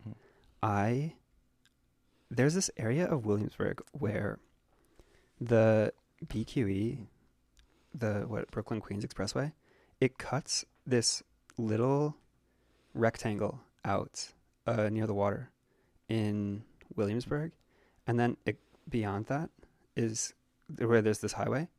And I was thinking exactly about this to myself. I thought to myself when I was looking for a flat, okay, so Robert Moses, or someone like Robert Moses, was putting this highway through, and he saved this neighborhood, but he put a highway right through here. And so this is some kind of divider line. So I prefer to live in this cool little rectangle. And it's fascinating because that Whole Foods is on North 6th or North 7th or something. And there's this area of places they deliver to. And it's only this rectangle. McCarran Park is to the north, and then the road like this. So, I mean, now I'm considering moving to even Bushwick or something like that. But it's really interesting that after reading this book, I've just completely... It's made me rethink the way that I look at all these parks in New York City, because there are so many of them. It's really just fascinating. Like even just where I live in like Stuytown and then the south of the East Village, is just there's like 20 different parks there, and they all came from this book. You have a good area for parks. And Riverside Park, like they make this anecdote in the book about Riverside Park, which is on the Upper West Side, and when he built the West Side Highway, which is just this massive highway that goes along the river. Oh, this is also a point that he makes that I thought was interesting. That Robert Caro talks about, that Robert Moses got to decide that the view of the coastline, this like beautiful view of the Hudson River, is going to be occupied by cars and not people. But that was like a non-obvious thing, because there was beachfront, so to speak, in New York City. There was just a park or like an area where you could go down to the water. You could go down the Hudson River. And he's like, no, we're putting a highway there. Robert Caro's a moron. But, for logistics. All right. But I like that idea that, okay, so that one... Robert Moses decided cars should have that view, not people, I think is an interesting idea. No, it's not interesting. It's just like obvious. So every place near a river has a highway or train by it. Why? Because rivers were the original highways. And so also riverfronts are the least built up. So in some weird idealistic Teletubbies land, you can have like a beach there. But in the world that we live in, it makes perfect sense to have a highway there. But are they doing this in like the Netherlands, where they're reclaiming all the highway like by waterfront properties or roads by waterfront and like replanting grass there? Like I saw this picture from like Utrecht, which was of something that was a road like 2 years ago by a river that they completely destroyed and like replanted over. And it's like Utrecht is like a town. There's like 30,000 people it's not like that live this there. massive highway that you need for traffic. Yeah, it could be. But I think it's interesting what he also mentions that was interesting. And I say like mentions, but like Robert Caro does a good job of coming, like he presents a lot of information, but then he'll draw conclusions for you. Yeah. Right. Which I think where your contention is, where it's like, I don't like this conclusion being drawn because I don't know exactly. if that, but like to me, I didn't get that so much, but I think it's interesting that he a conclusion that he draws, because like the conclusions make me think of things. It's not like, oh, I have to agree with him or not. Right. And I understand why you can be contentious about it, because a lot of people will probably view Robert Moses through the conclusions that he draws. Exactly. So like it does matter if he yeah. like makes a certain like. And I think of that guy's a hero. So yeah. I look around and I look more into the life of Robert Moses and hear about him, and I think this guy's a great builder and just a astounding Homo sapien that existed at one time and just exercised his will and his vision in the world and changed it. And so like this guy Robert Caro is just it's so easy. So there's this amazing quote about the man in the arena that Theodore Roosevelt gave once, I think. And it's about how, it's so amazing. And so it's like, the critic can like laugh and throw shit, but like the real glory is like for the man in the arena, who's like in there like fighting and doing things and trying to like act on the world. Risking something. Exactly. What does Robert Caro risk? Nothing. And so like it's so easy to just like sit back and throw shit at like Robert Moses' great creation. And that pisses me off. I don't know. Yeah, I get it. I didn't get that he was throwing shit at him. I get that, like, because one of the thing that I was gonna say that was interesting was the conclusion he drew here was that the person that was making these decisions was unelected, and I think that's really interesting because it's like it's not criticizing him. It's like just remarking at almost the futility of our democratic institutions. Oh, I love. Yeah, where it's like the guy making the decision that this is going to be a highway and not a park for the people. He's never elected. He's not even accountable to the people that are elected because they can't fire him. Yeah, he's going to just do it regardless. Like you LARP about your elections, they don't matter This is the guy making the decision. Of course they don't matter. What does Yeah. Peter Miller know about where a highway should go? Honestly, like forget Exactly, this yeah. guy. So Robert Moses is a guy who studied this stuff, went to, he's Yeah. really passionate about all of these issues and thinks deeply about it and Mm. is a civic-minded person. And I think that's great. I don't think like popular democracy is a good way to create highways, and that's why no popular democracies build any highways ever. Although they did have this thing in the Divided Highways book that I thought was awesome about FDR. Like started this movement, and he like had a map of the U.S. and he just like took a marker and goes 3 across, 3 down, and this became like a meme that is just like, okay, we have the U.S. and there's 3 across and 3 down, and that ends up like we have 3 interstate highways, like one a north, middle, and south one. And it's so interesting the way I was very fascinated by this idea that came from this Divided Highways book that overlaps with the Power Broker, that there are these some ideas that they just take hold. And it's interesting which ideas have these characteristics and which ones don't. But this idea of course we need highways to connect the coast is just one of these things that's going to take hold. That like little picture of the things across. I love it. And it's so fun. They said that this guy, Eisenhower, because he was a military general in World War II. Yeah, yeah. And they bombed the crap out of Germany.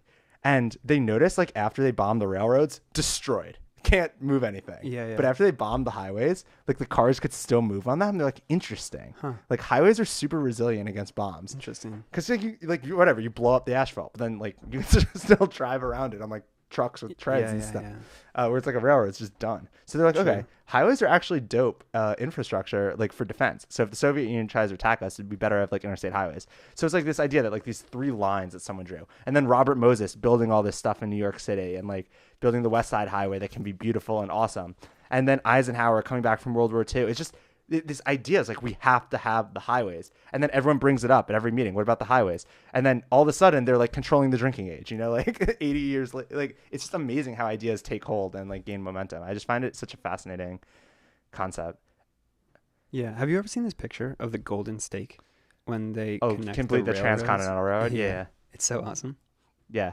It's man. And I always like thinking about like which ideas have those characteristics and which ones don't. Like I think cryptocurrencies do.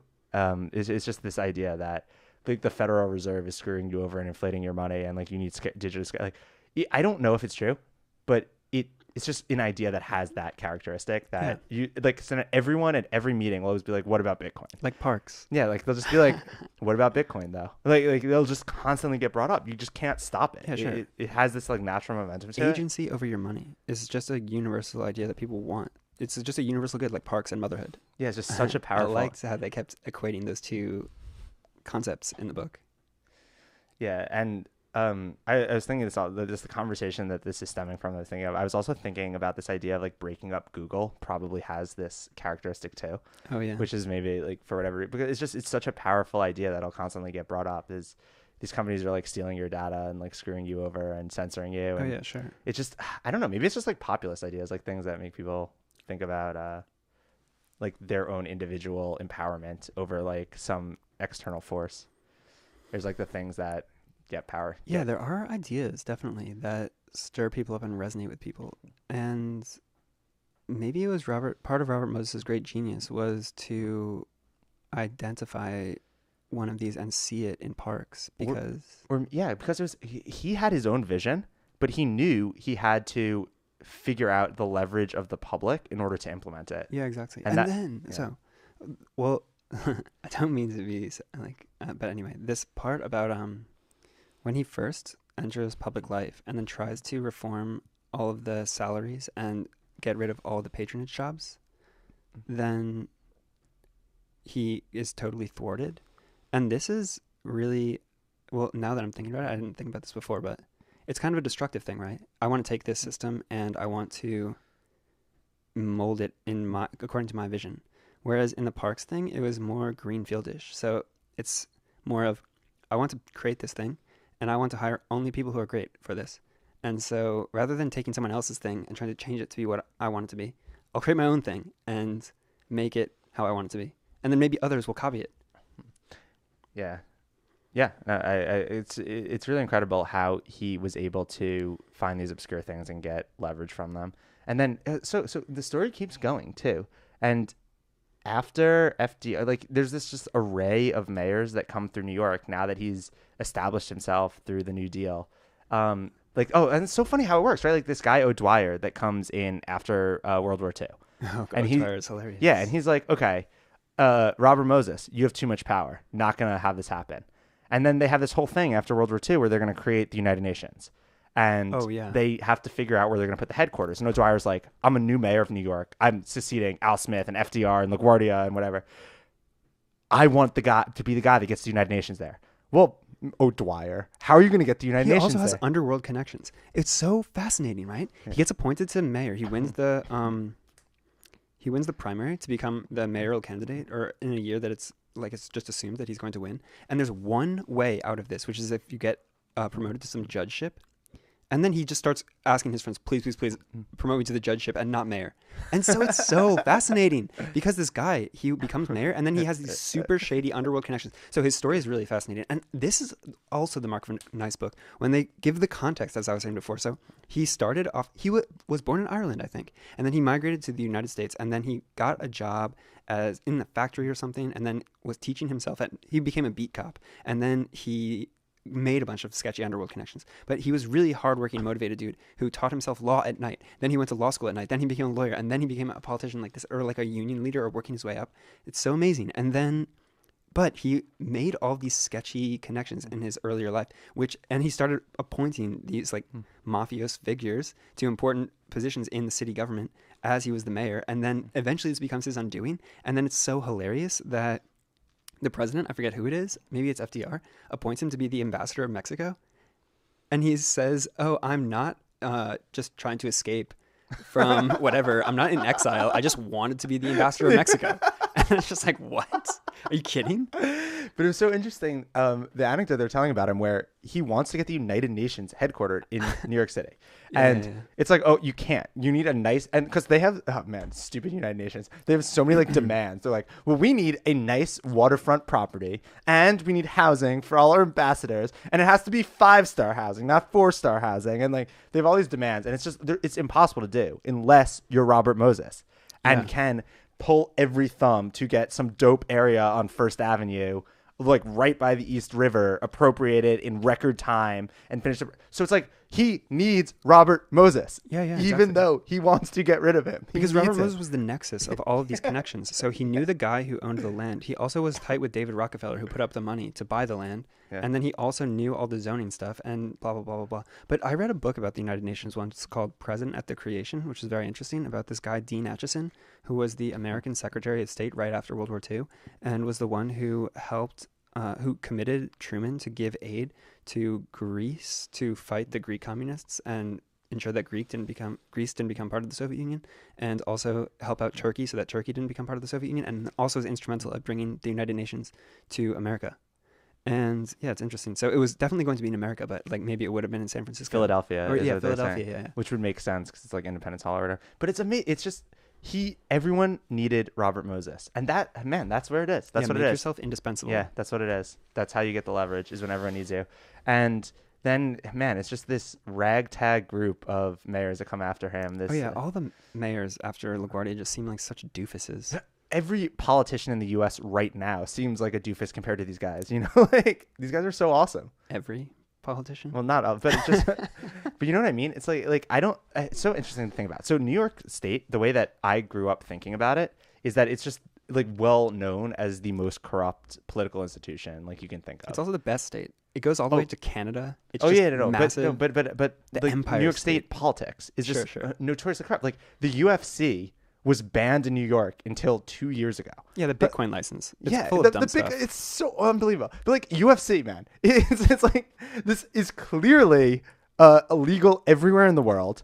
It's clearly less dangerous than boxing. Boxing, you get pounded in the head for 12 rounds. UFC, the second you're not like hit hard, like the ref stops it. Who's the moron who outlawed 20-ounce cola drinks? Michael Bloomberg. Yeah, exactly. Well, he's not a moron. Michael Bloomberg, he's not a moron. Okay, fine. But this is a ridiculous law. Is it though? Kind of. Is it though? I mean, kind of, yeah. So I also don't like morbidly obesity, but I don't think that 20-ounce drink should be illegal. Yeah, but it's symbolic though. It's a metaphor for like get your shit together. Like we're not even gonna indulge you on these. All right. I don't know. If you I see want your point. you can combine two. Valid point. But just man. So like there's this Oh, guy, Giuliani is cool. Sheldon. I don't know about that, but Sheldon Silver was this corrupt politician. Because I actually watched this because I really wanted UFC to be legal in New York, and like it was like 3 years ago. I'm like, how is this not legal? I'm watching one of the hearings. It's unbelievable that like you'll have these state people that are like they sound like they're at gunpoint reading some talking point that nobody in their mind could possibly believe. Where they'll be like, I have an uncle. They'll be like, I have a nephew that wrestles, and it looks so dangerous. Therefore, we need to make this illegal. Sorry, thank you, bye. It's amazing, and I finally like understand where some of this comes from because my sister just had kids for the first time, like first kids, and she lives in Long Island City now. But she's a very New Yorker. Like she's more New Yorker than me. I've like lived on the West Coast and stuff. She would never leave New York.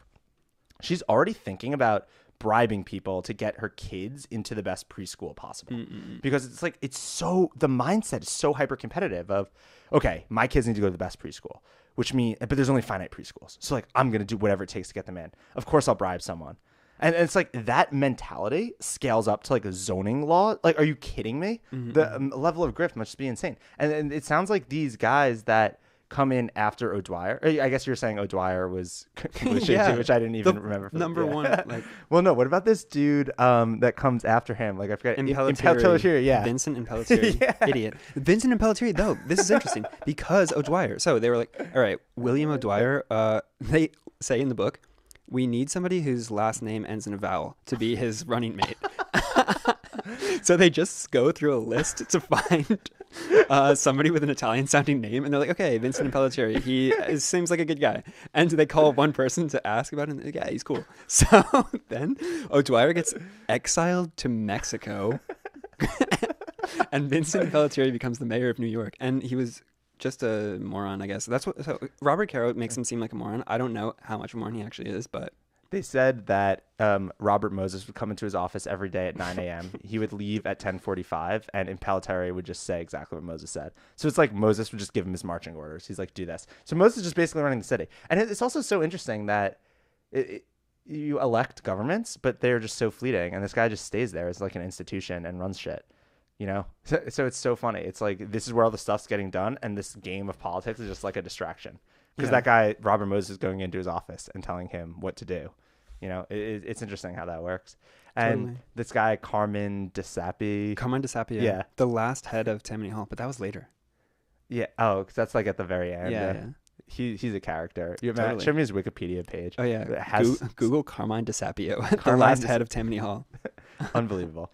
Tammany Hall, also just crazy. Yeah. Oh, yeah. It's fucking absolutely crazy. So interesting. But it's pardon my French. But I always think about Tammany Hall, there must be a modern equivalent of Tammany Hall. I'm absolutely sure of it. Is there though? Oh, there must be. For like all the immigrant groups that are coming to the United States, there must be people who are organizing them. So community organizing and stuff like this, and trying to get them all to vote in a certain way or whatever in exchange for some benefits. This must be happening. Mormons. Yeah, I mean any kind of organized community groups or whatever. Which, if you think about Tammany Hall, is all that it was. So yeah, there must be. But stuff they like rigged elections. Like it wasn't just organizing. It was. I don't know. Like it depends on your definition of rigging elections. Like not counting the votes accurately. I think that's like so at least that's what they teach us in history. In Robert Caro's other book. Okay, so in Robert Caro's other book, which is amazing, about how Lyndon Johnson became the president of the United States. They talk about his first run for Senate, and this. So we should also do the years of Lyndon Johnson, although it's basically 4 power brokers. Literally, the guy has written. Okay, so I get down on Robert Caro, but actually, he's a great writer and has opened my eyes to a lot of stuff about politics and just the way the world works. So his other book is called The Years of Lyndon Johnson, and it's not one. He wrote 2 biographies in his life: one Robert Moses, one Lyndon Johnson. I also think this is an amazing trope that recurs: is that authors that are the best write because they have something to say, not because they're an author. Like David McCullough is writing biographies, but he's like, oh, I'll do John Adams. I should do Ben Franklin next. Right. Like Robert Caro wasn't like that. He seems like he's exactly. Just, I have to, like, I was reading the inspiration of The Power Broker is because he was looking at some bridge and he just could not understand. The sound crossing. How it got there. Or why haven't they built this yet? Oh, yeah, it's why it's not there. And he read some story about is because of Robert Moses. No, he wanted them not to build it. He wanted them not to build a bridge over Long Island Sound. They don't have a bridge over Long Island Sound. Yeah. But like, I watched an interview about it once, and he was saying that there was all these So he was okay. According to this interview that I watched on Wikipedia or on YouTube, if I'm remembering it right, then it was in the 1970s, the last project that he got when Nelson Rockefeller was the governor of New York. Oh, And but he doesn't really. Yeah, yeah, yeah, yeah. he doesn't really want him to do it. Yeah. So he gave him this Long Island Sound Bridge project, and there was some hearing up in Albany, and Robert Caro was talking in his New York accent. He's like, yeah, everybody knew it was a bad idea, blah, blah, blah. So I went up there to see all the politicians, and they said, yeah, it's a bad idea. We're not going to vote for it. And then he leaves the building, and Robert Moses shows up. He goes around the room and convinces every single person in the room to vote for the thing. And then Robert Caro goes back to New York. He reads in the paper the next day that it passes. What the hell? How did this happen? Every single person I talked to said it was a bad idea. And then he goes back, and then finally he realizes that there's this dude, Robert Moses, who he's never even heard of, who is like somehow organizing people to, you know what I mean? And then he's just like, what the hell is this? And then guy? he starts looking into Exactly, it. He's like, yeah. oh, the rabbit hole goes so deep. Right? Yeah. Yeah, but okay. So that what I was saying was that we'll get when we get to the end of Robert Moses' story. We'll talk about the whole Nelson Rockefeller thing. But that is what I'm going to is when there's a guy that's a dope writer or just naturally curious and stumbles upon something that's so interesting that they can't resist it, or has just lived such an interesting life they have to tell about it, and the story bursts out of them. Mm-hmm. Those are the books that I think are just pantheon level. For sure. And that's what he seems like, right? Yeah, and like the it guy goes who wrote back to your Lynn. Fish That Ate the Whale. Yeah, yeah, exactly. He's just like this dude who was, it's a similar kind of story. He like comes upon this guy by chance.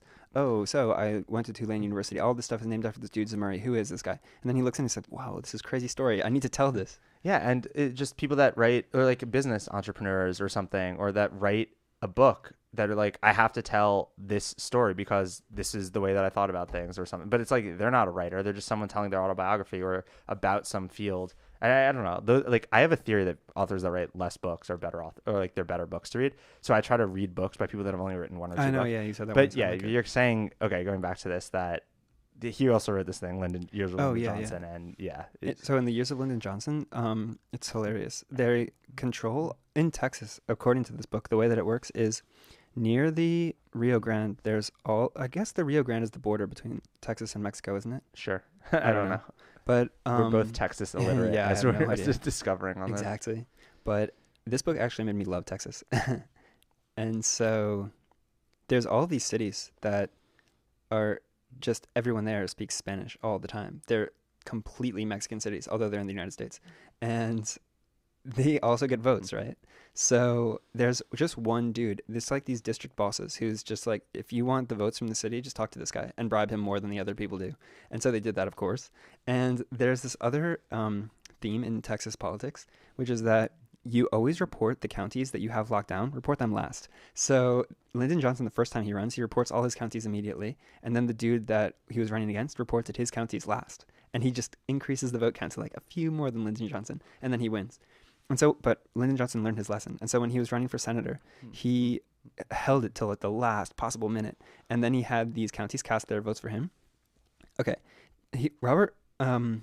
Lyndon Johnson wins the Senate race by 50 votes, just like a ridiculously small margin. And these counties, apparently, the ones where everyone's speaking Spanish and so on, and you can just buy the votes, cast all of the votes for all of the citizens in alphabetical order, in the same pen, in the same handwriting. And it's just like, are you kidding? And also, Robert Caro tells the story about how he got this information, he was driving with this guy who's really old. And he was telling the guy, as they were driving, man, you're like, okay, I don't want to be rude, but you're really old, right? And you're going to die soon, you know, or you're going to die like in the near future. Like everyone is mortal. And so if you don't tell me this story of how you guys stole this election, no one's ever going to hear it. Don't you want people to hear this story? Don't you want people to hear how badass you were? And he's like, and then he says to the guy, just pulls over the car and then just tells him for like 4 hours the whole story of how they did it. And it sounds amazing. Yeah, I agree. There's stuff. I mean, it's so funny, right? Because it's like a meme in politics where like voter fraud is not a thing. Oh yeah, it's just the most laughable thing in the world. It's like the onus should be on you to provide audited election results where you can't even verify that your vote was counted if you wanted to. Like I can't verify my vote was counted. Oh, there's no way to do it. Like how do people think there's no voter fraud? It's just insane. But dude, another really interesting thing is there's this company Brown and Root, who is a construction company. And in that book, they were breaking so many laws, campaign contribution laws to fund Lyndon Johnson's campaign, just bribing people left and right, going absolutely apeshit. And they were like, dude, this guy has to win because otherwise we're going to jail. So he did win. And then a bunch of people still were like, we should investigate this company Brown and Root. And he's like, yeah, no. And then when he was senator, he gives them this contract to build a canal, which was like supposed to go between two rivers or whatever. And actually, like nothing happened. They built half of a weird canal, just poured money into it. And then at the end of it, they were like, oh yeah, we don't even really want that canal. So whatever.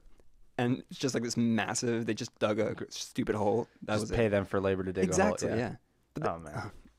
Yeah, that's a good promo of the years of Lyndon Johnson, which is also unfinished, which I also thought was interesting. Oh, So I yeah. looked at it. So the Power Broker is 1,400 pages. The Years of Lyndon Johnson, each tome is 1,400 pages. There's 3 tomes. Just 4. No, but he hasn't written the 4th one. No, he hasn't written the 5th one. I Oh, think. there's 4, but there isn't a 5th one. Yeah, but there's like one that's still I unpublished. know, it's crazy. Insane. Man. I also think that's why these biographies are so long. It's like he knows it's going to be the official record of Lyndon Johnson. Like every historian will cite this work when they Yeah. talk about Lyndon Johnson. But that's why he has to be so comprehensive. You know, he has to tell every detail. Yeah, sure. But also, it's like why I think he did a disservice to humanity by casting Robert Moses in such an unflattering light. It's so weird though, because I just With the brother thing. That's the thing I hate the most. Okay, so there is this anecdote. So in the book, and I thought it was interesting that he was a middle child, and he paints a portrait of Robert Moses' older brother, and I guess it's not even him painting the portrait. It's well understood that they were not on speaking terms. Yeah. So they weren't on speaking terms, and it's unknown why they were not on speaking terms. Right. But anyway, he does in the book paint this guy, wasn't it Roger? I don't know. Robert Whatever. Moses and Peter Moses, I want to say. All right, whatever. I have But no idea. Peter Moses, his older brother, is an engineer. So he is somebody that Robert Moses would know, every executive that wants to hire him. And he paints this portrait that It's so weird. It just started spinning. yeah, let me that's going to be bad. Okay, I'll start. All right, I'll hold tell on. it. Yeah, tell the story. Okay. So, yeah, basically, Robert Moses had an older brother, and they weren't on speaking terms, as Jordan said. And Robert Caro makes it out to seem that that Robert Moses was behind propagating a bunch of false information about his brother to disgrace his brother for purposes only of avarice, so that he could inherit his mother's entire fortune, so that he wouldn't have to, so that he could remain above the fray of wanting to get money for himself. And he just does it in such a, and I think disgusting, snaky, slimy way, where he's like, oh yeah, so Robert Moses' brother apparently did this really bad thing, and then no one in his family would talk to him again, but no one can remember what that thing is. And I'm thinking to myself as I'm reading this, yeah, you fucking journalist. Like, if he actually did a really bad thing, you think people are going to tell it to you, who's going to write it in a book for everyone to see? Like, it's just incomprehensible to me that, But do you think it's interesting that Robert Moses was the most powerful man in New York for a good 40 years, and his brother is essentially a nobody that dies alone? You know? Yeah, sure. He probably did something fucked up, though. Like, it briefly recounts the biography of Robert Moses' brother, and he says, oh yeah, blah, blah, blah. He was kind of womanizer and so on. At Princeton, I think, where he went to school, he fell in love with some girl that his mother really hated, but he said whatever to his mom, and he married her anyway, but then they got divorced, and then he moved to South America for a few years, and then came back to America. He just sounds like a sketchy dude. And yeah, Robert Moses seems like he definitely, you were a Robert Moses guy or you were not a Robert Moses guy. There's no in between, and he definitely commanded loyalty from people. So I could see if his brother did something to betray him, that he would just be like, you're not one of my guys.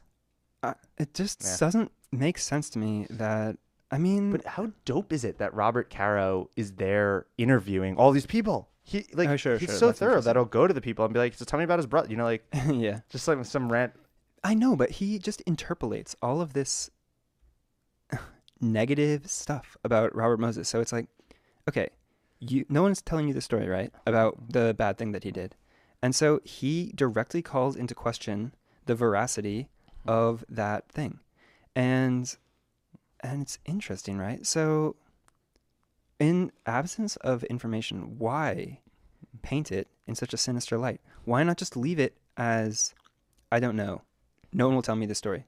And I think the reason is because of the thing I said before. When you're writing a book and you want things to sell, it will sell more books to make Robert Moses appear as a big villain, because people like stories about villains who get, slain at the end of the story. Anti-heroes. Exactly, yeah, anti-hero. Yeah, I will say the book does paint quite a nice narrative arc. So I could see how that is projected onto the story, because it's very rare that such a narrative arc is so neat, But in a sense, not. Right? In a sense, that is the natural inclination: is you live, like, you die a villain, or die a hero, or live long enough to see yourself become the villain, and it makes total sense, right?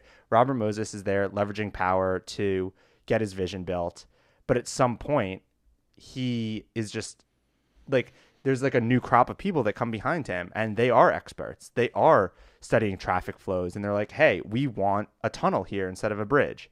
And he's like, no, bridges just look nicer. Or it'll be one of these things where someone will be like, we need railroads going down here. We need public transportation for traffic flows, not automobile transportation. And just his stubbornness of fulfilling his own vision does lose the train of thought a little bit. And you can see it in Modern Manhattan. Modern Manhattan's not, a utopia in all public works or transportation. And it's because he wasn't a utopic character. He was just someone that was brilliant and a visionary and executed well, but was not infallible, No, but I disagree. So modern New York has, it has a highway, and maybe it's a flawed highway, but it has one.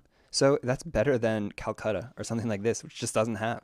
Or even a better example is Brazil. So my friend Sergio, he's from Brazil, and he was telling me Brazil just doesn't have highways between cities. Literally, if you want to go to city to city, you have to take an airplane. It's so ridiculous.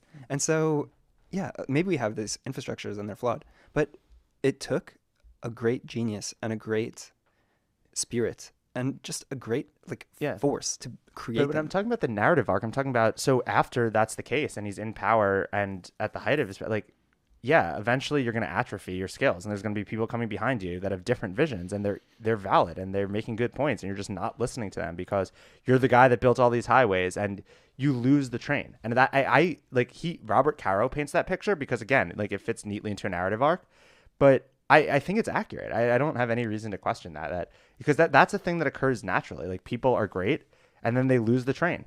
They just and get stubborn and, Yeah, maybe. I don't know. Some things I think are questionable. Like, there was the part when he was talking about trying to put a parking lot in Central Park, which seemed totally idiotic to me. They wanted to make a parking lot for this. That sounds awful, yeah. Yeah, and Jesus, all dude. of these mothers in Central Park. He also turned it into a haves versus have-nots kind of thing, where he was saying, oh, yeah, Robert Moses, he wanted to build a parking lot in Central Park, but there were all these rich, bougie Park Avenue mothers who were able to post centuries and keep. That was the first press battle that he lost when public opinion started to change against him, and then he was seen fighting the mothers of the park and so on. We didn't even talk about that, but I thought that was so interesting because, again, because public opinion was always the weapon that he could wield because of people like parks, right? And this goes into such interesting power dynamics because. Yeah, so he was very popular with the people. Right. And also, he was not a politician. That's another reason people liked him. He was infallible. He's the guy that cut through the red tape. Everyone knew Tammany Hall was corrupt. Everyone could see it seeping into their lives. Right. But this guy's getting shit done for the public. He's cutting through the red tape. He's a hero to them. Yeah. But then, so he would just, so the New York Times was the big paper there, and it's run by this guy, Arthur Salzberger, who had a son maybe that took over after him, and he has a wife that I forget her name, Maud or something. I have no idea. But anyway. But they're homies with Robert Moses. Yeah, and it's Robert Moses, so say you have narrative and counter narrative. Robert Moses says, we need to build this expressway through this hill because it's not being used to capacity. Mm-hmm. And then, but she's like, but I hear people say that they love that hill and they go there all the time. He's like, why don't you come with me on Tuesday at 4:00 and we'll go to the hill? And I'll take her to the hill and show her, on this walk, do you see, no one's here making use of it? And do you see how great this highway could be with this view? Mm-hmm. And she'll be like, wow, you're right. There isn't, but no one that used that hill on Sundays would ever have the access to take the wife of the New York Times head author to that hill on the Sunday. So because he had the connection, he could portray his vision right to the paper of record that would then portray everyone else's vision, and no one could portray the counter narrative. And it's so interesting how he could manipulate that dynamic Yeah, sure, that's true. But Yeah. that part that you're describing with the hill and the that bridge, Where he that's walks her. He it's walks the her Henry to, Hudson Bridge or the something bridge that connects basically the north of Inwood or whatever to the Bronx and whatever Croton on Hudson or whatever that stupid area, whatever I forget what it's called. So that part I find so distasteful because he's talking about this stupid idealistic Columbia college student or anything like that who really likes to go and hike around in that park. Okay, rad, dude. And so whatever. So he lines up all this bank financing, right? And it's what you were saying about the plans earlier. So he knows that bankers are scared of controversy, and if they blow it up with a bunch of exploring alternative proposals as some whatever teenager idiot, or not even teenager, he's like a young adult or whatever, this guy who's in opposition to the park because he likes to go hang out in this park. Okay, whatever, dude. And so they need to build this connecting bridge rather between the north of Manhattan and the Bronx. And so he knows that if there's controversy and if they go into exploring alternatives and blah, blah, blah, it's just going to take forever. It's going to like just get blown out of proportion and the bankers are going to withdraw their funding and then nothing will get built there. So Robert Caro goes into this whole thing about how they should have explored alternative routes and maybe it would have proved that the alternative routes were not any better and they would have gone with the other one, but they should have explored them. And then he briefly goes into, for like half a page, the part about how, oh yeah, but there was the bank financing and blah, blah, blah, and if they didn't do it, they would have had nothing. And then I was like, there it is. Like, you spend all of this time talking about, like, this stupid sob story, and then you give, like, the real facts of, like, getting things done. But yeah, and it's also likely Robert Moses had more vision for that. Like, he's already thought about all this stuff, Yeah, exactly. probably. I mean, he worked nonstop, 24/7, every day. I know. Thinking about where the roads in New York City should go. Obviously, he has more color into it than some college student. Like, I love that hill. But Exactly. it is just interesting, though, because right, like if you look at how those dynamics worked, I don't know, to me it colors today, like understanding the world today, because you can see where the dynamics break. Like that's the thing in the last 2 or 3 years that's broken, is that media access being able to influence public opinion as easily as it did. That I mean that there are a lot of things that are changing, but that's the thing that broke, right? Mm-hmm. You can't just take the wife of the guy that runs Right. the New York Times and then color people's opinions. They just don't care. Like, it doesn't work that way anymore. And it's just interesting. Yeah, it was also interesting they said he's the only person that could ever publicly diss this girl. Like, she once wrote something about Robert Moses that he didn't find coloring, and he said something like very mean about her on the record. And it was like well understood that you do not criticize anyone in that New York Times family because they could just destroy you. They also, in some sense, had interesting power. Yeah. That would be an interesting story too, about the Salzburgers. Oh, totally. And the Hearst as well. Oh yeah, Like, wow. you supply the photographs, I'll supply the war. Yeah, or whatever. yeah. And don't pick a fight with a guy who buys ink by the barrel. Yeah, that's like great. it, Yeah. yeah. But yeah, it's interesting. But he did, and she apologized to him, which was just yeah. unheard of. Because What they a were beast. all this, like, guild, you could say, of rich, bougie, aristocratic New York City reformers who, you know, are kind of Man. civic-minded. So as they get to the end of this story, and yeah, the downfall. We should talk Yeah. about the downfall of our so Moses. the guy that eventually becomes governor or mayor, I keep getting confused what they are, is Nelson Rockefeller. Governor Of New York, right? Is Nelson Rockefeller. And what they say, so I'm trying to think what part of this is, right? So Robert Moses had been fighting these reformers forever. No, You know? he was one of them in the beginning.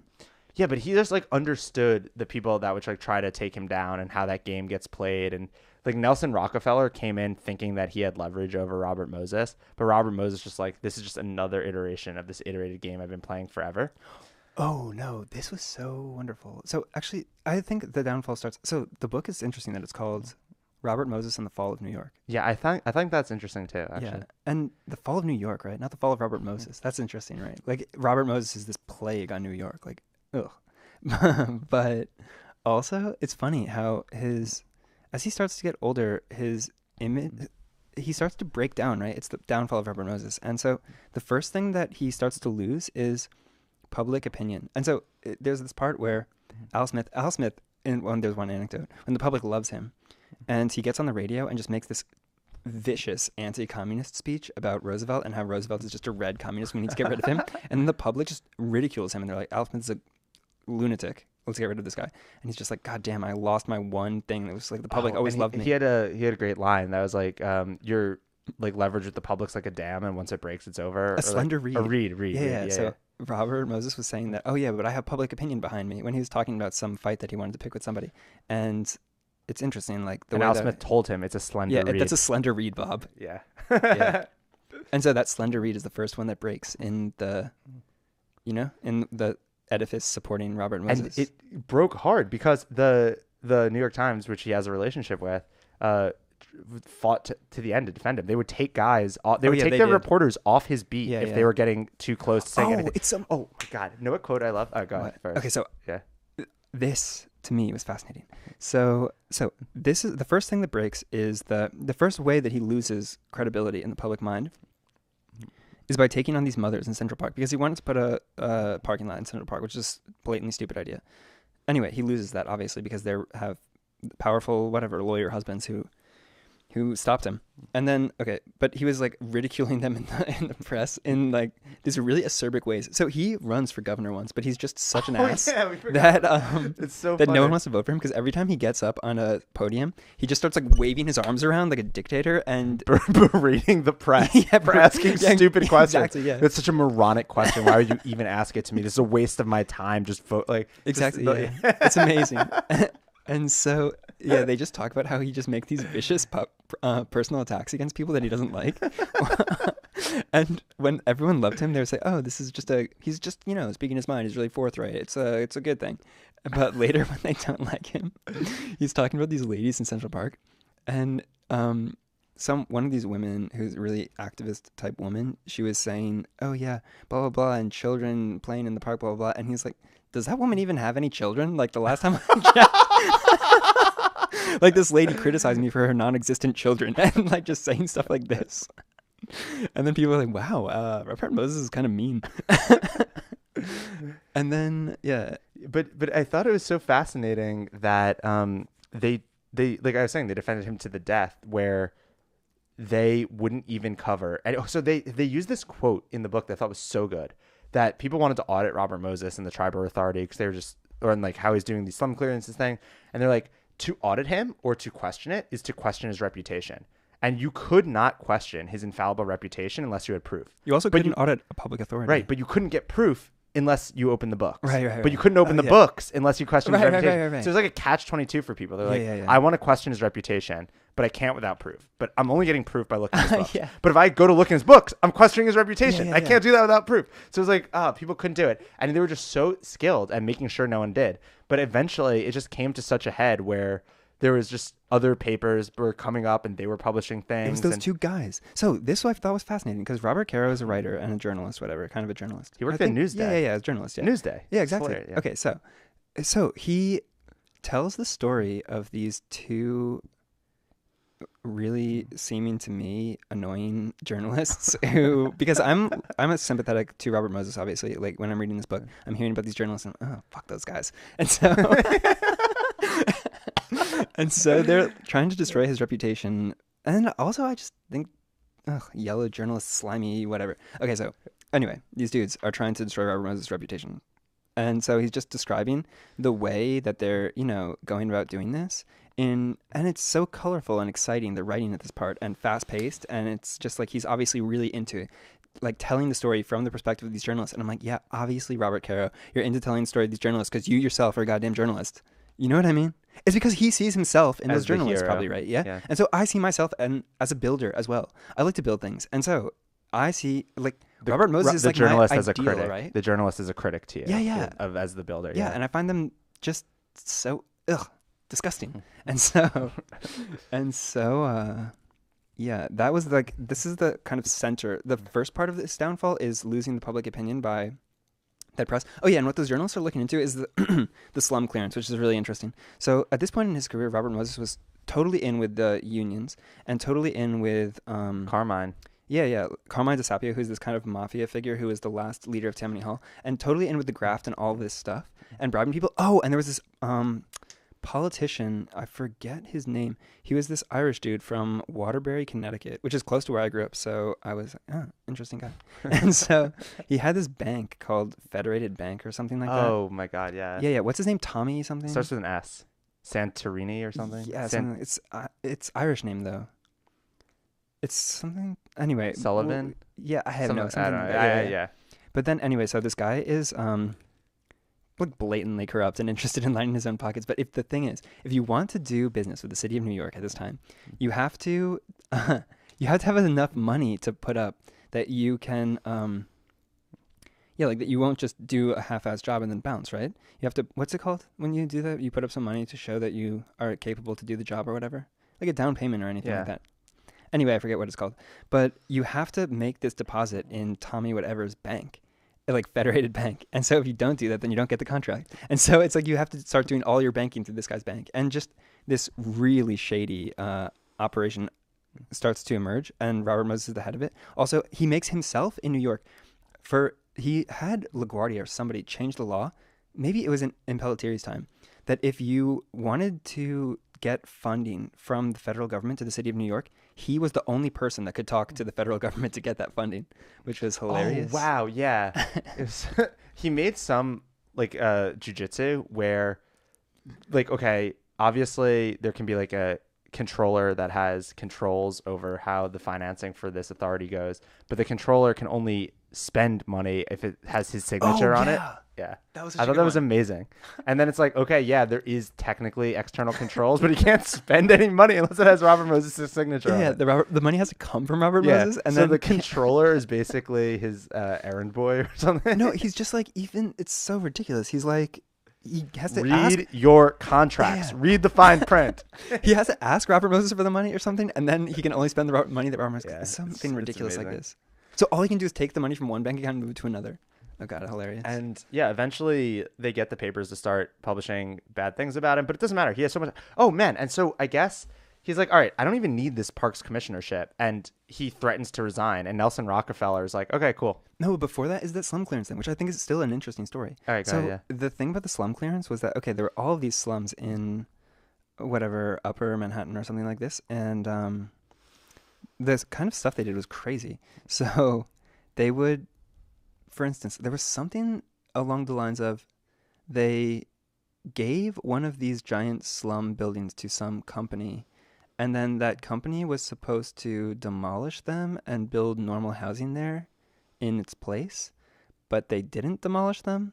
They just kept all the money that the government gave them and then continued to collect rents from the people that were living there. Oh, and I also love that they had all these records of their finances like holed up in some building on Governor's Island. Oh, yeah. Like they had to, it's like some building that just had all the records, and it's on, this island in between Manhattan and Long Island, which is hilarious. Yeah, he built his own compound. It was amazing. Yeah, it's a compound. It's like Pablo Escobar. Yeah. With their own security detail. So it was amazing. Like he wouldn't give passes on the toll to anybody. He was the only person that didn't have, because you would mess up the numbers of the count of the toll. So he would just speed through the toll in his limo and then go to his secluded headquarters on Governor's Island, and and they had their own police force.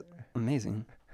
Yeah, and but anyway, that's why his reputation gets tarnished, because eventually this stuff starts coming out, but it doesn't matter. They said that they published like a front page story, but they like don't even mention it by name. It's just like like his name's like technically. Right. It's like you don't name the what's that dude in Daredevil? What's his name? The like mob boss. No one ever says his name. Lord Voldemort. And something like that. Yeah, it's like that. Like no one ever says the name Robert Moses in a negative light. But eventually, with Nelson Rockefeller, who's also just such a badass, and they're like too similar. Like when he threatens to resign, he's just like, "Fine, you're resigned." And but this part's so interesting, I think. But no, the thing that distracts him though, so they were saying that Robert Moses always wanted to build a park in Flushing Meadow Park. Mm-hmm. Oh, also, we didn't even talk about like how they name things, which I also think was so interesting. Mm-hmm. Like he would, when he wanted to win favor of someone, he would name the park LaGuardia Park, right? And like August Texture, yeah. Park. And what are you gonna do? Like get mad? Like now the park has your name. It's the most baller thing ever. And he never would let them name anything Robert Moses anything. They tried once. Right. They tried to name that highway after the West Side Highway. Yeah, exactly. They said they didn't name it Robert Moses Highway because they thought people would just call it Moses Highway, and that would be like offensive to people. Ugh. Like PC culture in the 30s or whatever it was. He wanted one thing named after him. Yeah. Flushing Meadows Park. He's going to redevelop because that was his thing. He's like, okay, we've got parks and we got a lot of them and they're great, but we don't have the best park in the world. And I want to make the single best park in the world. And there's only one place I can do it, which is Flushing Meadows Park in Queens. And I'm going to turn this into the best park, and that's going to be the Robert Moses Park. That's the one I want. Which is interesting because in The Great Gatsby, right? So they talk about the Valley of Ashes. Remember? This is such a central theme. that was Flushing Meadows Park. It was a garbage dump between New York and the Hamptons. Yeah. So And he wanted to redevelop it into the ultimate park. And yeah, he saw a lot of opportunities to do it and tried to do it throughout his career, but never had it. But then seized the opportunity to do it with the World's Fair, which I don't even know what the World's Fair is, but I've seen this mentioned in so many different books. There was like they have them. there was the dope one in Chicago when Tesla demonstrated all his like electricity innovation. Oh my God, dude, the best one that I have ever heard of was the one in 1936 in Paris, because they have, it's crazy. You podcast listeners should look up this picture. It's 1936 World Fair of Paris. There's one built by the Nazis exhibition and one by the Soviet Union. There are these two giant buildings. And the one of Nazis has this giant eagle on the top, and the one of Soviet Union has these two workers with like hammer and sickle in their hands on top, facing each other with the Eiffel Tower in the background. It's the coolest picture ever. That's incredible. Yeah. Is this still going on? Yeah, it happens. So there was one that was I think 4 years ago in Kazakhstan, and the one just previously was in Milan, and the theme was food. I was was going to to do go one to of these in like Beijing. That would be like lit AF. Yeah, totally. Because they would do it big. But yeah, so anyway, they have it in 63 and 64, which is so funny because all that I've ever known growing up is that they have these crazy buildings in Flushing that look like the Jetsons. You know, like they're like these tall buildings with like the small spaceship. Yeah. And I was just like, oh, that's from the World's Fair. And I was like, World's Fair sounds so cool and interesting. But I never like put it together what this was, or that Robert Moses also didn't care at all about the World's Fair, but he's like, this is my chance to buy up all the land rights in Flushing Meadows to host this stupid fair that I don't even care about. But then I can make Robert Moses Park. Like it's his grand finale maestro. And the World's Fair, they just have such interesting anecdotes about, and like he just gets so lazy with it, where like he doesn't, like he has financing plans, but he doesn't even care that the ticket sales aren't as high as they are. He doesn't even want his people to tell it. It's like people would be like, hey, Robert, the ticket sales aren't going to make the revenue. He's like, don't even tell me this. We're making Robert Moses Park. I don't like this part though. This part is, you think that he does injustice to Robert Moses? Because this is the part when he already lost his reputation with the press at this point. So the press was super antagonistic to him, and he didn't like journalists anyway, as like, I think that no thinking person who's actually a creator likes journalists, because they're just critics. So stupid critics are trying to criticize what he's doing. They're not just critics, but yeah. You know what I mean, though. Yeah. Okay, so I also believe. Well, I think real journalists are great, but I think just most people that call themselves journalists are not real journalists. Right, But exactly. Yeah, so they're character assassins or just annoying. yeah, critics. exactly. Yeah. So imagine a bunch of bloggers today just LARPing about. But like, I've read a lot of books recently where journalists are heroes. Like I read this book, The Spider Network, about the journalist that uncovered this LIBOR scandal. That was amazing because it's just like manipulation. Fair. And like Theranos was taken down by one journalist that did like an extraordinary job exposing their entire like fraud. And I don't know, like there's real journalism is a good thing. You can think about it in terms of yeah. YouTube commenters. Like there's some commenters that are really awesome and leave great recommendations for books to read, and there's some commenters that are total morons and leave comments about Kardashians and stuff like this. Yeah, incomprehensible and stuff. Yeah. Or like they're just like half-baked thoughts. Yeah, exactly. Yeah. All right, fair enough. Okay. So anyway, yeah. So it was easy for him to write this part because there was a lot of I assume, I didn't actually check, of newspaper articles about this, and yeah, at the end of it, in the last part of the chapter, he says, oh yeah, and then in the last week the attendance was like way more than they expected, and they almost made back all their money. And then it's just like, okay, so I guess they run the World's Fair for 2 years, which I also think is interesting. So they didn't make like the ticket sales. They thought it would be 25 million. It was 15 million in the first year. And then Robert Moses has to go on this tour to like get dope exhibitions for the World's Fair. So he gets like an original Gutenberg Bible. It's like, yes, let's go sell that. He gets like some crazy French, art or whatever. Or France refused to exhibit or whatever. Oh my God. I gotta look into World's Fairs, man. There's probably like an interesting story, like the stuff you're saying. That one in Milan. Anyway, yeah, he gets this and he builds the World's Fair. So he gives up the park commissionership.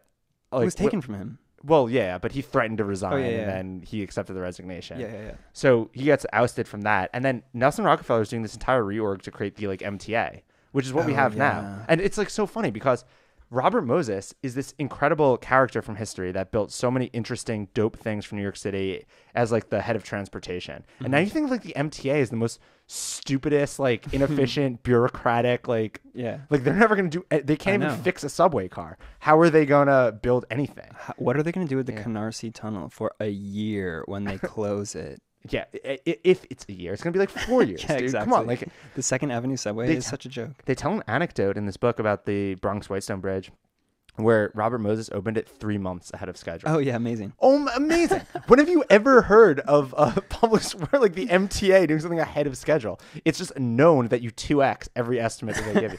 The L is going to be closed for 18 months. So what are you going to do in 3.5 years? And the L, Yeah, like, you know, like exactly. it's just like understood. Yeah, it's just amazing that like Nelson Rockefeller is ousting Robert Moses to build the MTA. Like, it's But just dude, unbelievable. the right? best part about that, what's his name? Rockefeller, Nelson Rockefeller. So Nelson Rockefeller also had an older brother who was a total loser and moved to Arkansas and became the governor of Arkansas, and was just a total reject. Whoa, is that why it's called Little Rock? Like I Little don't think so. Rockefeller. But this guy seems pretty funny, actually. I read a book about the Rockefellers too. They were a pretty interesting family, like the Kennedys.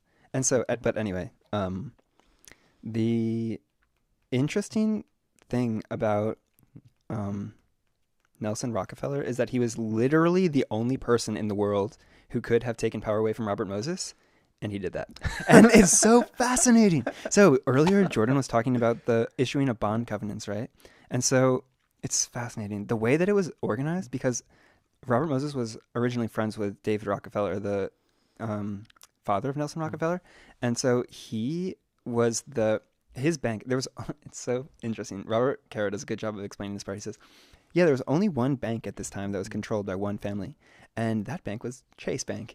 And there was one bank that was representing all of the bondholders that could sue based on like the abrogation of some contract, and that was Chase Bank. And there was one person who was able to, you know what I mean, compel Chase Bank to whatever violate this thing and then not sue on behalf of all the bondholders, and that person was Nelson Rockefeller, whose father like owned this bank." And so it's so interesting. So yeah, Robert Moses resigns, and then Nelson Rockefeller accepts his recommendation because he can do, like, he can prevent Chase Bank from suing on their behalf. So Robert Moses kind of played his trump card. Yeah, and it almost comes back to haunt him that he never cared about personal enrichment, because he needs the Triborough funded, like the funding from this Triborough authority that was perpetually keeping this bond in debt to fund his endeavors. But Nelson Rockefeller is reorging this whole thing into the MTA, and he's going to get rid of that well. And the World's Fair doesn't make, even if he overstates the way that it was insolvent, it doesn't make him enough money to like be independent wealthy. And he kind of is just losing all the pieces on his chessboard. And like, you know, he's getting older too. He's 77 at the time. He's like forced to retire. But it's interesting because he's 77 at the time Nelson Rockefeller kind of does this reorg and ousts him. And he's not going to die till he's 91. Yeah. So that part of his life is super interesting, and he covers it at the very end in like the last 2 hours of the audiobook, and I thought it was like one of the most interesting parts, because if you're going to be a Hall of Famer, and like this is a qualification for our Hall of Fame, is like you go out on your shield. You don't retire. Yeah. Like, and Robert Moses doesn't retire. Like, he wants to go out on his shield. Yeah, totally. And they just depict him as like just finding ways to just find whatever inch of like airspace and leverage he can find. It's like that Napoleon quote. I 100% agree with this. That you are never defeated until you give up. And no, you're never a failure until you give up. And before that, you're just temporarily defeated. And so Napoleon is a great example of this, because he's exiled to some crazy island, and then he's just like, fuck that. No way. Like, you know what I mean? That's amazing. And so, but there was this one thing that also Robert Caro tries to assassinate Robert Moses' character about, which I found extremely distasteful, where he says that he took money for being the organizer of the World Fair. And because his wife was sick with some cancer or anything like this. And so he also just goes into this really vomit-inducing stuff about how, Robert Moses was like so domineering that when his wife had an opinion, no one listened to it. And it's just like, go fuck yourself, Robert Caro. You know what I mean? So, pardon my French. And so he also just tries to say that this was the last straw in Robert Moses' image. The tarnishing the last piece of it was that he was above reproach when it came to taking money. For personal enrichment or whatever, but he did take money for that to pay his wife's hospital bills. And then he gets into this whole spiel about how he remarried after his wife died or something like this, or even that he had less than a month after. Yeah. But like, that's stupid. Like, I know, it's so stupid, right? You can't assassinate someone's character for that. Yeah, exactly. And then he had like an affair or anything in this way. So Allegedly, they don't even know that he had an affair. yeah, exactly. So I Yeah. think that these are just gratuitous ways that Robert Caro is taking pot shots at him, which are completely, you know what I mean? I don't know if he's taking pot shots though, man. Like if someone tells him that and he thinks they're trustworthy, like he's telling the story, you know. Yeah, But maybe. it's also it's up to you to decide. Like you Okay. took something out of this book, Sure, yeah. which is awesome because it's like you read that out of the book and you're like, Yeah, okay, I still take that as a power. But like he's just presenting what he hears, you know. I don't know. Yeah, fair. This dude's not like claiming to. I don't know. I didn't have a qualm with the telling of it, although, yeah. But yeah, like he did remarry a girl like for like less than a month after his wife died. He's not assassinating his character. He's just like saying what happened. Yeah. Yeah, maybe. But the way that he wrote it was in a snarky way, you know? Yeah, fair. But yeah, whatever. Then like if you're criticizing tone, you're not really like it's whatever. Okay, fair. It's like that's a low level. All of right. critique. Maybe then I was just, I don't know. Yeah, okay. So this is all obviously like my own personal bias. So if you want to form your own opinion, read the book. Yeah. Yeah, exactly. Or I mean, but it's an investment. Yeah, exactly. Sorry we're taking so long to make this podcast, but yeah, man. But at the end, he still doesn't give. And they have this interesting anecdotes of his I guess the end of his life where like a Japanese company would come in and talk about these interesting things that they want to do in an island, and he would just shoot out the paper at his thing and like draw bridges for like 4 hours, and they would just be like, that is an amazing man that we just talked to.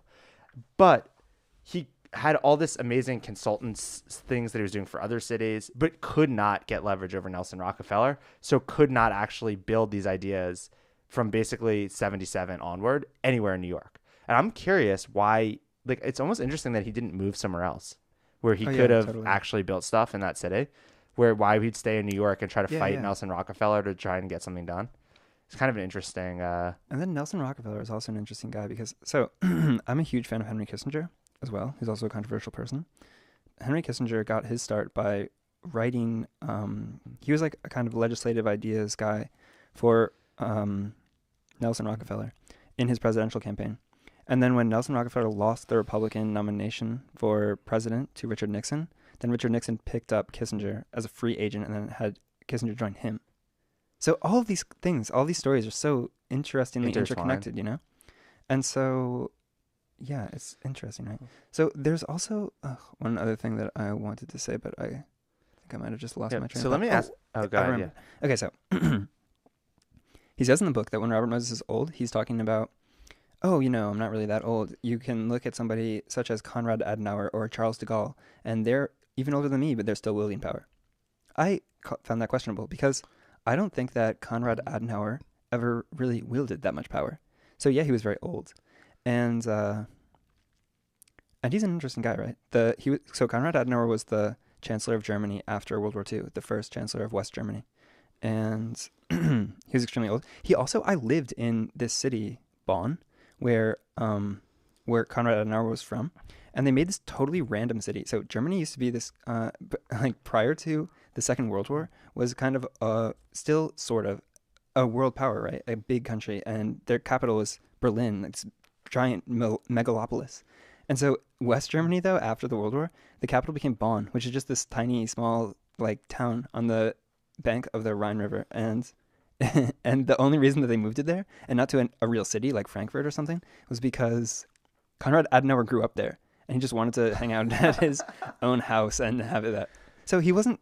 I mean, he was a president, but like, or a chancellor or whatever. But I think he was kind of a pawn. And then also, I love one of my favorite books ever is The Day of the Jackal, about the assassination attempts of Charles de Gaulle.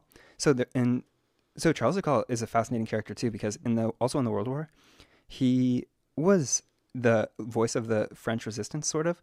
But it's fascinating, right? Because no one ever elected Charles de Gaulle to be the leader of the French resistance. Actually, Vichy France was an ally of the Nazi regime, and so France as a nation was like recognized as, you know what I mean? So the leader of France was Pétain, the actual president, right? And so Charles de Gaulle was just this rebellious general who was living in England at the time and making these radio speeches, and then he just self-proclaimed that he was the leader of Free France. So some kind of hazy notion of Algeria and stuff like this, which like was highly dubious. And then after the war, he was the president, I guess, of France, once liberated for maybe, I don't know, a few months or something like this. And then he just retired and moved back to his chateau in whatever, Normandy. And then later, as France started, and also related to Vietnam, as France started to give up their colonies, the generals and the military were getting really pissed off because those were the dudes who, that empire was their way to build themselves up in French society, because it was a way that was open for workers to become part of the, social like system by like proving their worth, like in Indochina or in Algeria, that they were good generals, and then they could be like become part of the social elite or whatever. And so they're like closing off these avenues of social advancement for these dudes who are super pissed off, and they spent their whole careers in these like foreign outposts of the French Empire, and so they actually love these places. They wanted to still be part of France and retain that French culture. And so Charles de Gaulle, they used him as a pawn. They tried to, basically what happened in France, according to this book, was that in the 1960s, there was a military coup, like a South American style military takeover of the government. And they just brought Charles de Gaulle in and installed him as the president because people loved him from the World War and so on.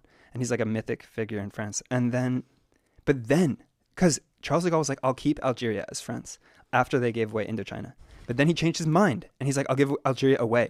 And the generals were so pissed off. And so there was a period of time when I don't think he gave Algeria away. He did. But there was like a revolution. I know, They're but like murdering. Yeah, fine. Yeah. There's this great movie called The Battle of Algiers. I've read it. I've watched it. Yeah, it's a I great had to movie, watch right? it in one of my Arabic Isn't classes. it amazing? Yeah. And they wear like those the girls that wear the burqas with bombs. Like, Yeah, it's crazy. So dope. And I love the scene where that French general is walking down the street with those sunglasses and the beret, and he just looks like such a bamf. It's so awesome. And then it is a great movie. I can get yeah. But so he like doesn't commit the French army to like keeping this territory as part of France, and so he's essentially giving it away. And so there's like a period of time for like 10 years when Charles de Gaulle was like the absolutely most like highest value assassin target in the entire world. And The Day of the Jackal is about one of these high paid assassins coming in to do the job of killing Charles de Gaulle. Sounds awesome. And ultimately failing. Yeah, it's an amazing book. Yeah. But what the hell was I talking about? Oh yeah. So basically the point of that story is that Robert Moses says that Konrad Adenauer and Charles de Gaulle are examples of dudes that were older than him that still had power. But I don't think that those dudes actually had power. Interesting. Yeah. That's a very fascinating way to approach that. But yeah. But no, it is interesting too, because I think about this a lot, right? Like, you would never see like Apple appoint a CEO that's over 75. If like Tim Cook retires, there's no chance their shareholders would ever allow you to elect someone over like 75 to be the new CEO. They want someone that's like younger, that has like vision for the future, blah, blah, blah, blah.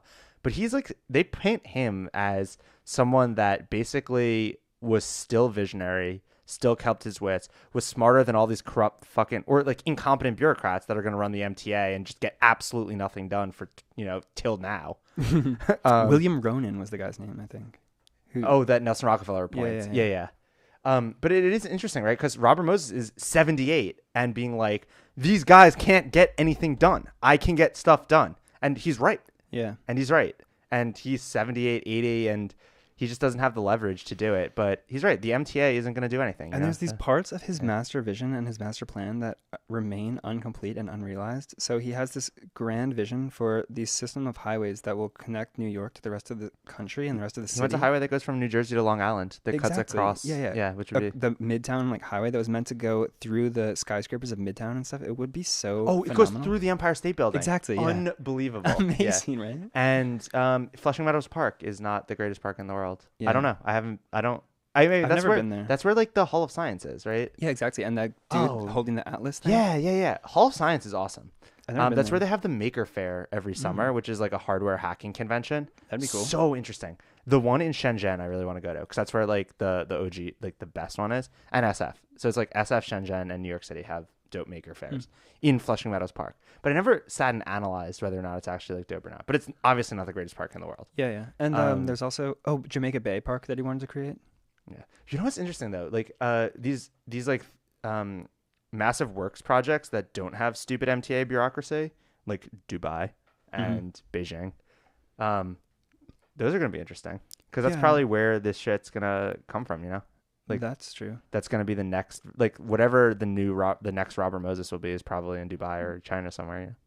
Yeah, totally. He's probably there right now. Yeah, it's interesting. But also there's... I read this book, City of Gold, about the history of Dubai, which is awesome. I also highly recommend that one. Seems cool. Because like there's this amazing picture of I forget the guy's name, but it's in like 1960 something.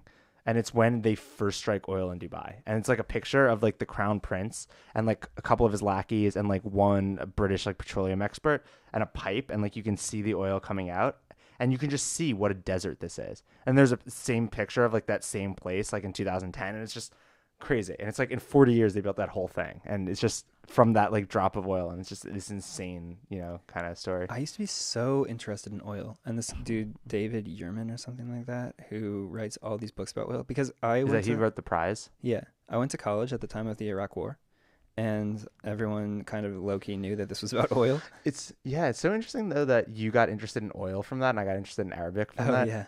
So I just was researching oil companies all the time, reading books about oil companies. I still own stock in a bunch of oil companies because I just find oil companies super fascinating. For instance, like I'm really interested in, I don't know, just literally all oil companies. And for instance, Alfred Nobel, people don't know that the Nobel Prize was made by this guy, and he's the Rockefeller. So Rockefellers made their money from oil. And so Alfred Nobel was the Rockefeller of Eastern Europe and China, or Eastern Europe and Russia. So he was Swiss actually, but they discovered oil in Baku. And this was for a while, like when cars first started getting popular, and even before that, when oil was just used for lamps, then they used to have whale oil. Get it from whales, literally killing whales, ridiculous. And then they discovered that you could do it from whatever, like petrol. Petrol, yeah. And so the city of Baku in Azerbaijan today, but used to be in the Russian Empire, is where the Nobel oil thing was based. And the Rockefellers also were, drilling these oil derricks all over Texas and just all over the United States. And yeah, these stories about these wildcatters, that is this word that they use for people who are looking for oil. It's just so interesting. Yeah. So I was going to ask you as we get to the end of as we wrap it up, what is your takeaway from The Power Broker? Like, what's the the main takeaway that you have from it? All right. So there, Robert Caro starts the book with a quote from Sophocles, which goes, "One must wait until the evening to see how splendid the day has been." And I think that he implied that this quote, I think his aim in starting the book on that note was that, and I'm going to start off the book by telling you about this great dude who was so idealistic and blah, blah, blah, and created all these great things. And then I'm going to tell you all about his downfall and how he became a villain. But for me, I don't know. I don't see it that way. I think that the book, so one must wait until the evening to see how splendid the day has been. And I think Robert Caro's idea was that the day was not splendid. But I thought that it was. Interesting. My main takeaway is just the era that it describes seems very distant from today, in the sense that here was someone who attained massive leverage over the construction of the greatest city in the U.S. through his sheer competence. And it just speaks to this incredible, interesting meritocracy that you don't think of as existing in politics now. And that's the thing that's so interesting. It's he got his power because nobody could get rid of him because they needed him. And it's just so hard to imagine that indispensability existing in modern politics, but maybe it does. I don't know. I don't know that much about city government or no one knew the name of Robert Caro, or rather Robert Moses, when he was around. So yeah, I feel like the Robert Moses of 2018 exists, but you don't know his name because he doesn't want you to know his name. I love it. I thought the book was really optimistic, in the sense that it's painting a picture of someone that through hard work and vision attained incredible leverage and executed it. And we live in the shadow, going back to that original quote, we live in the shadow of it today. We walked through Dumbo the other day and saw, just it's this beautiful scene of these bridges, going over to it's insane. The UN you can see from there. It's just extraordinary. And it's this was built by, and it's goes back to what we were saying when we were talking about Bell Labs, and this guy John Pierce that said, when you tell the story of Bell Labs, don't forget all the stuff was created by men. Yeah, very I love it. Yeah, it's dude, the transistors that you use. Although this is a funny anecdote, and I'm gonna draw it out because we're almost about to hit 3 hours with this. It's just insane. But so when they invented transistors, they're obviously way better than vacuum tubes for absolutely everything except the sound in guitar amps. So vacuum tube amps are still dope, and I like them better than transistors. And we were jamming the other day, and I was telling our instructor that we were jamming with, I hate transistors. I'm not using this stupid amp. I'm using the vacuum tube amp. And that should just be a meme that we don't like transistors. We only use vacuum tubes. I like it. Yeah. But yeah, it's just, don't forget that this was created by man. Like, you walk down the streets of Manhattan and like, you don't forget where this came from. And it's optimistic, man. It's like someone willed this into existence, essentially. I totally agree. So like for myself in my life, I think that I didn't have very many positive role models or people that I really looked up to that I thought that I wanted to emulate and that I wanted to say, oh yeah, they are living a cool life or like living their best life even or anything like that. So I always looked for them in books actually, and specifically biographies. That's why I read so many biographies. And so people who I really admired were Robert Moses or Andrew Carnegie or people like this. And yeah, this is like one of the quintessential books that I found honestly life-changing. It's a masterpiece. For as much as I was talking about Robert Caro, this book is a masterpiece. It's just so aspirational that like the achievement speaks for itself, and it's almost like you probably don't appreciate it unless you spend time in Manhattan. I definitely didn't growing up here for sure. It's only like since I've moved back here that you really understand the vision. It's really incredible. And it's also incredible that they tell that story, and it's inspiring for me, like I said, because I resonate with the early part of the story where this dude's, on boats, just like ferries, like looking at Manhattan, like I can see something here and I'm going to build it and won't shut up about it. And then he actually does it, which is cool. And it's also inspiring for anyone that is under the age of 36 because he didn't build anything until he was 36. And I always love stories of people that didn't do anything until their 30s. Like Vasily Kandinsky is one of my favorite artists, didn't paint until he was 30. Otto von Bismarck literally did nothing until he was 30. Yeah, it's amazing. Robert Moses was just working some stupid civil service job, getting stonewalled, doing nothing until he was 36, and he built the northern state and the southern state. Amazing. And yeah, it's an inspiring story in so many ways, and it's ultimately optimistic. I don't get the pessimism out of it that you interpret from Caro. And I think maybe it does. I do understand it because, like I said, all that I hear about Robert Moses from everyone that just knows the name is like bad things. And that is probably some function of the book. But if you read it, I don't know how you can, like, if you read that book and what you take out of it is like, this was some disgusting dude that did horrible things. You so miss the point. I don't know. Yeah. It reminds me of the most popular video on YouTube when you Google Robert Moses is this 3 minute long brain fart of this guy. Just like on a like extreme vicious character assassination rampage about Robert Moses, and it's nice. I feel that we've done a service to humanity by creating content that paints a different, or just a different perspective or a more complete picture of this super complex and interesting. Yeah. So at life. Least when somebody types into YouTube Robert Moses analysis, they'll at least have something more comprehensive. Yeah.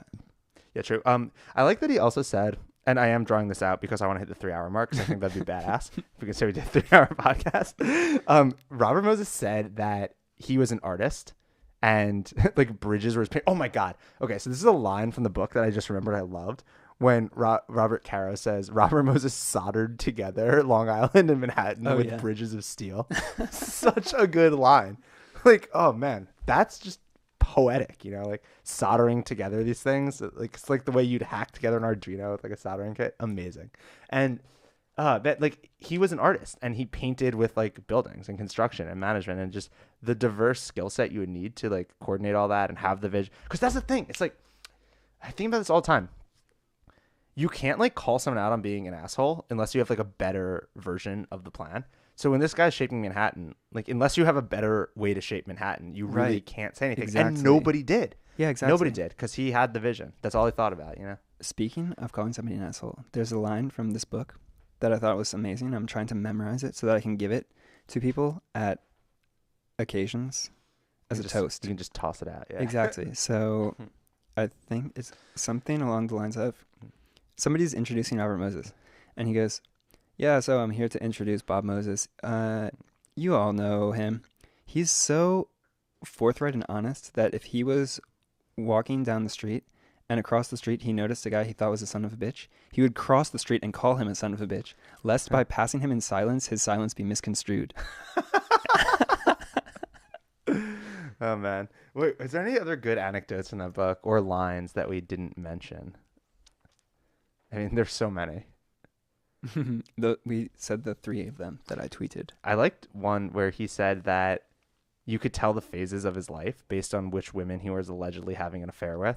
Huh. So like at first he was having an affair with like some Hollywood actress, and then he was having an affair with this robber baron or like baroness when they were needed all the barons, and then later in his life, I don't know. Like I just thought that was kind of interesting. It's like you can tell the phase of life someone's in by what girl they're like chasing. It's kind of Maybe that's true.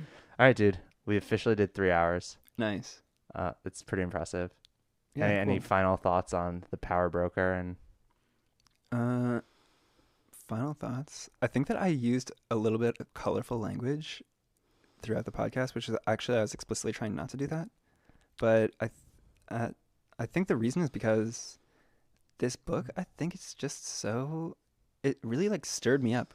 I think it's really a great story. What's fascinating is it kind of hits on the core rift of American society now, which is people that look on characters like Robert Moses and see an era that was positive that no longer exists, of great men doing great things, and like that, you know, like make America great again. It's like that's the again. It's like we want that vision of government like creating extraordinary things. Yeah, like and builders, then, you know right? what I And mean? then people that look at it as, oh well, he was some horrible racist that didn't build the parks in the black communities, and he, you know, put these bridges low on the, you know, outposts that go to the Hamptons, and they look at a character like that as someone that when you say make America great again, we don't want that. That was the bad stuff. Yeah. We want this equality of, you know, stuff. Yeah, sure. So he really hits on that core rift. And I think that's why it instills passion in people, is that, yeah, it's like the way politics instills passion in people is like what vision, like what's the thing that drives you, or like about history, or like that you find interesting or bad or something. I don't know. Yeah, I think that for me, it's just that I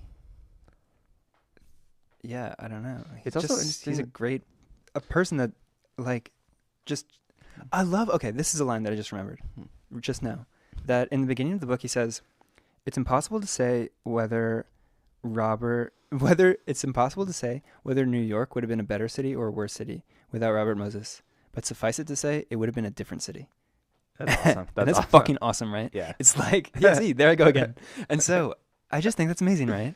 It's like, so Jordan, you live in New York, and right? So wouldn't it be awesome if like one day people are like, okay, like, or like, you know, just society. It's like, it's impossible to say whether Jordan Lee made like New York a better city or a worse city. But, you know, if Jordan Lee didn't live in New York, it would have been a different city. That's amazing. It's amazing to say that about anything, just any company or organization, or just, it would be different if it wasn't for him. It's like their shadow just oversees the entire thing. Oh, I was having this discussion with someone today about programming languages, where I was talking about like why the Ruby community is so good. And it's because of this one dude that created Ruby, and that he's Japanese. And that I think that because Japan is such a service-oriented culture, that like you would never think of like making a programming language as servicing the developers, but he would. Like he would think of constructing a programming language as like, I have to make this ultimate service develop, and that's why it's so friendly and encompassing, and the community just like stems from it.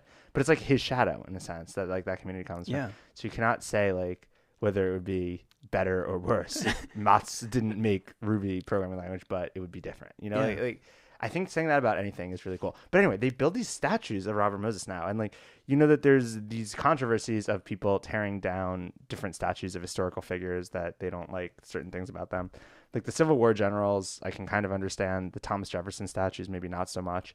But they're going to try to tear down the Robert Moses statues at some point. It's just inevitable, right? Dude. And yeah, but think about this. In Messina, New York, the Robert Moses literally dammed the river that feeds Niagara Falls. That's amazing. It's like in that movie Fitzcarraldo. Okay, perfect example. In Fitzcarraldo, there's that guy, that French trapper who goes and sees Niagara Falls, and he's like, just, you know what I mean, has this crazy experience there.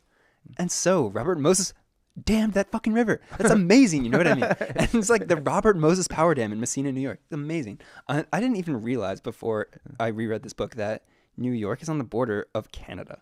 That's crazy. You didn't know that? I guess driven I to Montreal. sort of latently knew it, but I didn't like realize it. You know, Vermont and New Hampshire, they seem way up there, but New York, it's like Yeah, that's not an amazing fact to me. it's just weird though, like how big New York State is. You know what I mean? It is really big. The Empire State. I feel so bad for the people that live in, let's say, Troy, New York. And it's like, what can they do to vote for New York policies when New York City just dominates everything? Yeah, but they're super conservative, according to this thing. Yeah, they totally are. Wield undue influence in the governorship and stuff like that.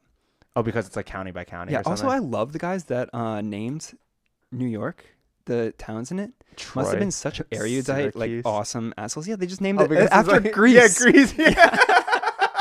Ithaca. Yeah. All of them. Oh, that's fascinating. I never thought about that. So awesome. They must have just been some bougie dudes that were just reading the classics and they were like, Ithaca. Yeah. Oh, man. Amazing. All right, man. We've done 3 hours. This is awesome. Amazing. Yeah. Anything else you want to plug at the end? No. Good night and good luck. All right. See you next time. Peace.